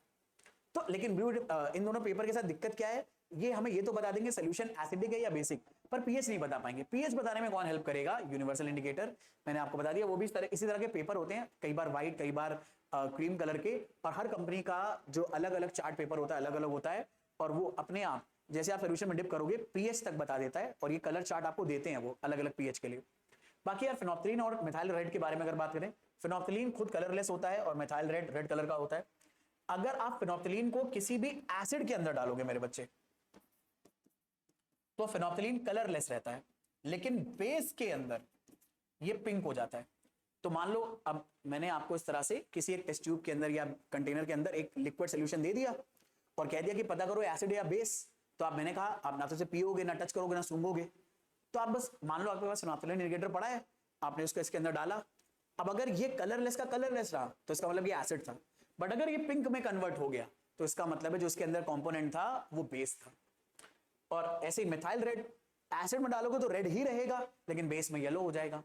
तो इस तरह से हम लोग मेथाइल रेड का इस्तेमाल करके भी डिटेक्ट कर सकते हैं कि हमें दिया हुआ सोल्यूशन क्या नाम है, एसिड है या फिर बेस। और ऐसे हमारे पास बहुत सारे नेचुरल इंडिकेटर है।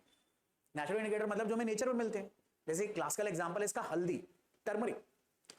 टर्मरिक सोल्यूशन को जैसे ही तुम बेस में डालोगे तो वो ना रेड कलर का कन्वर्ट हो जाता है। टर्मरिक होता कैसा है, येलो, उसका पानी का सोल्यूशन भी कैसा, येलो, लेकिन जैसे ही तुम बेस में डालोगे वो रेड कलर में कन्वर्ट हो जाता है, और एसिड में वो येलो ही रहता है। तो बहुत सारे नेचर में मिलने वाले ऐसे सब्सटेंसेस हैं जो एसिड और बेस को डिटेक्ट करने में हेल्प करते हैं। इसका क्लासिकल एग्जांपल है टर्मरिक। रेड कैबेज जूस, वो भी इंडिकेटर की तरह काम करता है, ठीक है। ऐसे ही बहुत सारे ऐसे इंडिकेटर होते हैं जिनकी स्मेल चेंज हो जाती है एसिड और बेस में। जैसे लौंग, क्लोव जो बुलाते हैं उसको, उसका जो ऑयल होता है वो बेस में अपनी स्मेल चेंज कर लेता है, ठीक है। ऐसे ही अनियन का जूस, वो बेस में अपनी स्मेल चेंज कर लेता है। तो बहुत सारे ऐसे इंडिकेटर्स होते हैं जो एसिड और बेस में अपनी स्मेल चेंज करते हैं।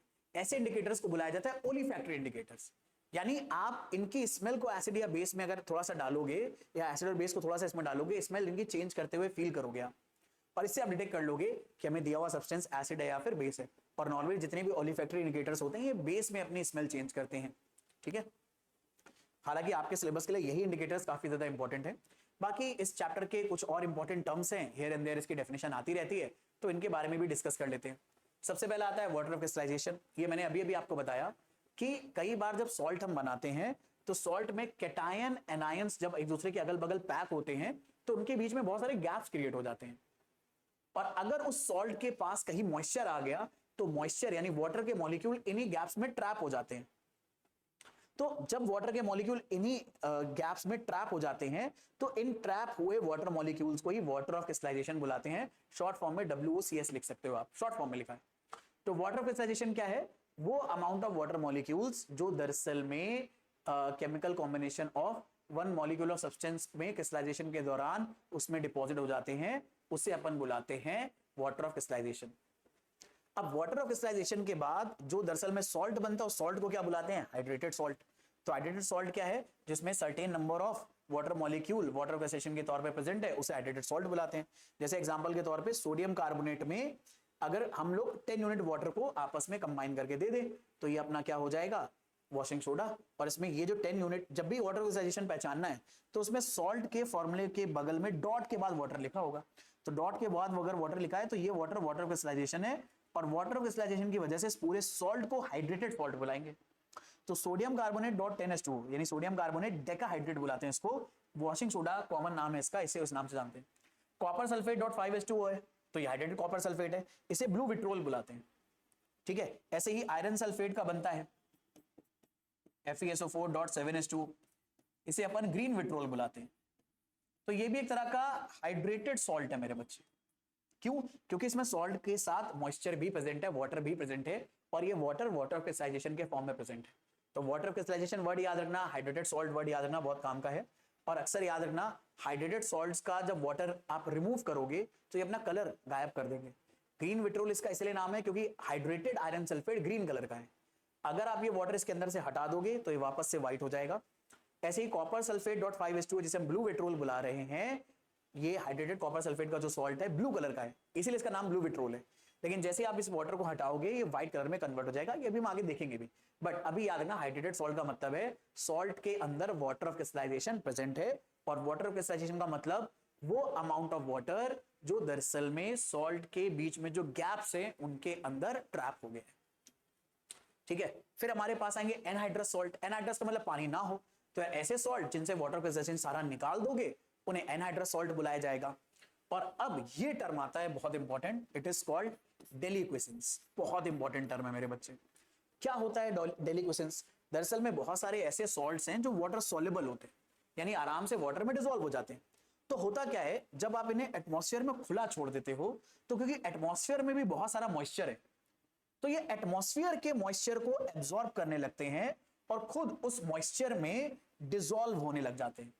जैसे कि एग्जांपल के तौर पे यहां पर हमने एक सॉल्ट एयर में खुला छोड़ दिया था, तो एयर में इतना मॉइस्चर था कि वो एयर के मॉइस्चर के साथ ही अपने एयर के मॉइस्चर में ही डिसॉल्व होने लगा, या एयर के मॉइस्चर को अपने अंदर एब्जॉर्ब करके उसमें डिसॉल्व होने लगा। तो ये जो एक वाटर सॉल्युबल सॉल्ट का ये फिनोमेना है कि वो एटमॉस्फेयर में प्रेजेंट मॉइस्चर के साथ उसको अपने अंदर एब्जॉर्ब करके डिसॉल्व होने लगे, इसी फिनोमेना को अपन डेलिक्विसेंस बुलाते हैं। और ये जो सॉल्ट होता है, इन्हें ऐसे सॉल्ट्स को डेलिक्विसेंट सॉल्ट बुलाया जाता है। इनके क्लासिकल एग्जांपल होते हैं कैल्शियम क्लोराइड, मैग्नीशियम क्लोराइड और जिंक क्लोराइड। तो ये ऐसे सॉल्ट हैं जिन्हें डेलिक्विसेंट सॉल्ट बुलाया जाएगा। और डेलिक्विसेंट का मतलब है ये नेचर में अगर आप एटमॉस्फेयर में खुले छोड़ दिए तो एटमॉस्फेयर के मॉइस्चर को एब्जॉर्ब करके खुद उसमें डिसॉल्व होने लगेंगे। नेक्स्ट आता है मेरे बच्चे एफ्लोरोसेंस, बहुत काम की चीज है। तो हम लोगों ने अभी पढ़ा था बहुत सारे हाइड्रेटेड हमारे पास सॉल्ट होते हैं। हाइड्रेटेड सॉल्ट का मतलब क्या होता है? हाइड्रेटेड सॉल्ट में पहले से ही मेरे बच्चे सॉल्ट के अंदर वाटर ऑफ क्रिस्टलाइजेशन क्या है? प्रेजेंट है। तो ऐसे सॉल्ट्स को जब हीट करा जाता है तो ये अपने अंदर से जितना भी मॉइस्चर इन्होंने ट्रैप करा था ये रिलीज कर देते हैं, और इस तरह से वो पाउडर सब्सटेंसेस में चेंज हो जाते हैं। तो अपने अंदर से वाटर ऑफ क्रिस्टलाइजेशन रिमूव करने के बाद जो अपना क्रिस्टलाइन नेचर है उसको डिस्ट्रॉय करने के फिनोमेना को ही एफ्लोरोसेंस बुलाया जाता है, और ऐसे सॉल्ट को एफ्लोरेसेंट सॉल्ट बुलाया जाता है। जैसे एग्जांपल के तौर पे ये हमारे पास हाइड्रेटेड कॉपर सल्फेट है। तो ये देखो, ये होता है hydrated copper sulphate, blue vitriol, blue colour का दिखता है। लेकिन जैसे ही आप मेरे बच्चे इसको हीट करोगे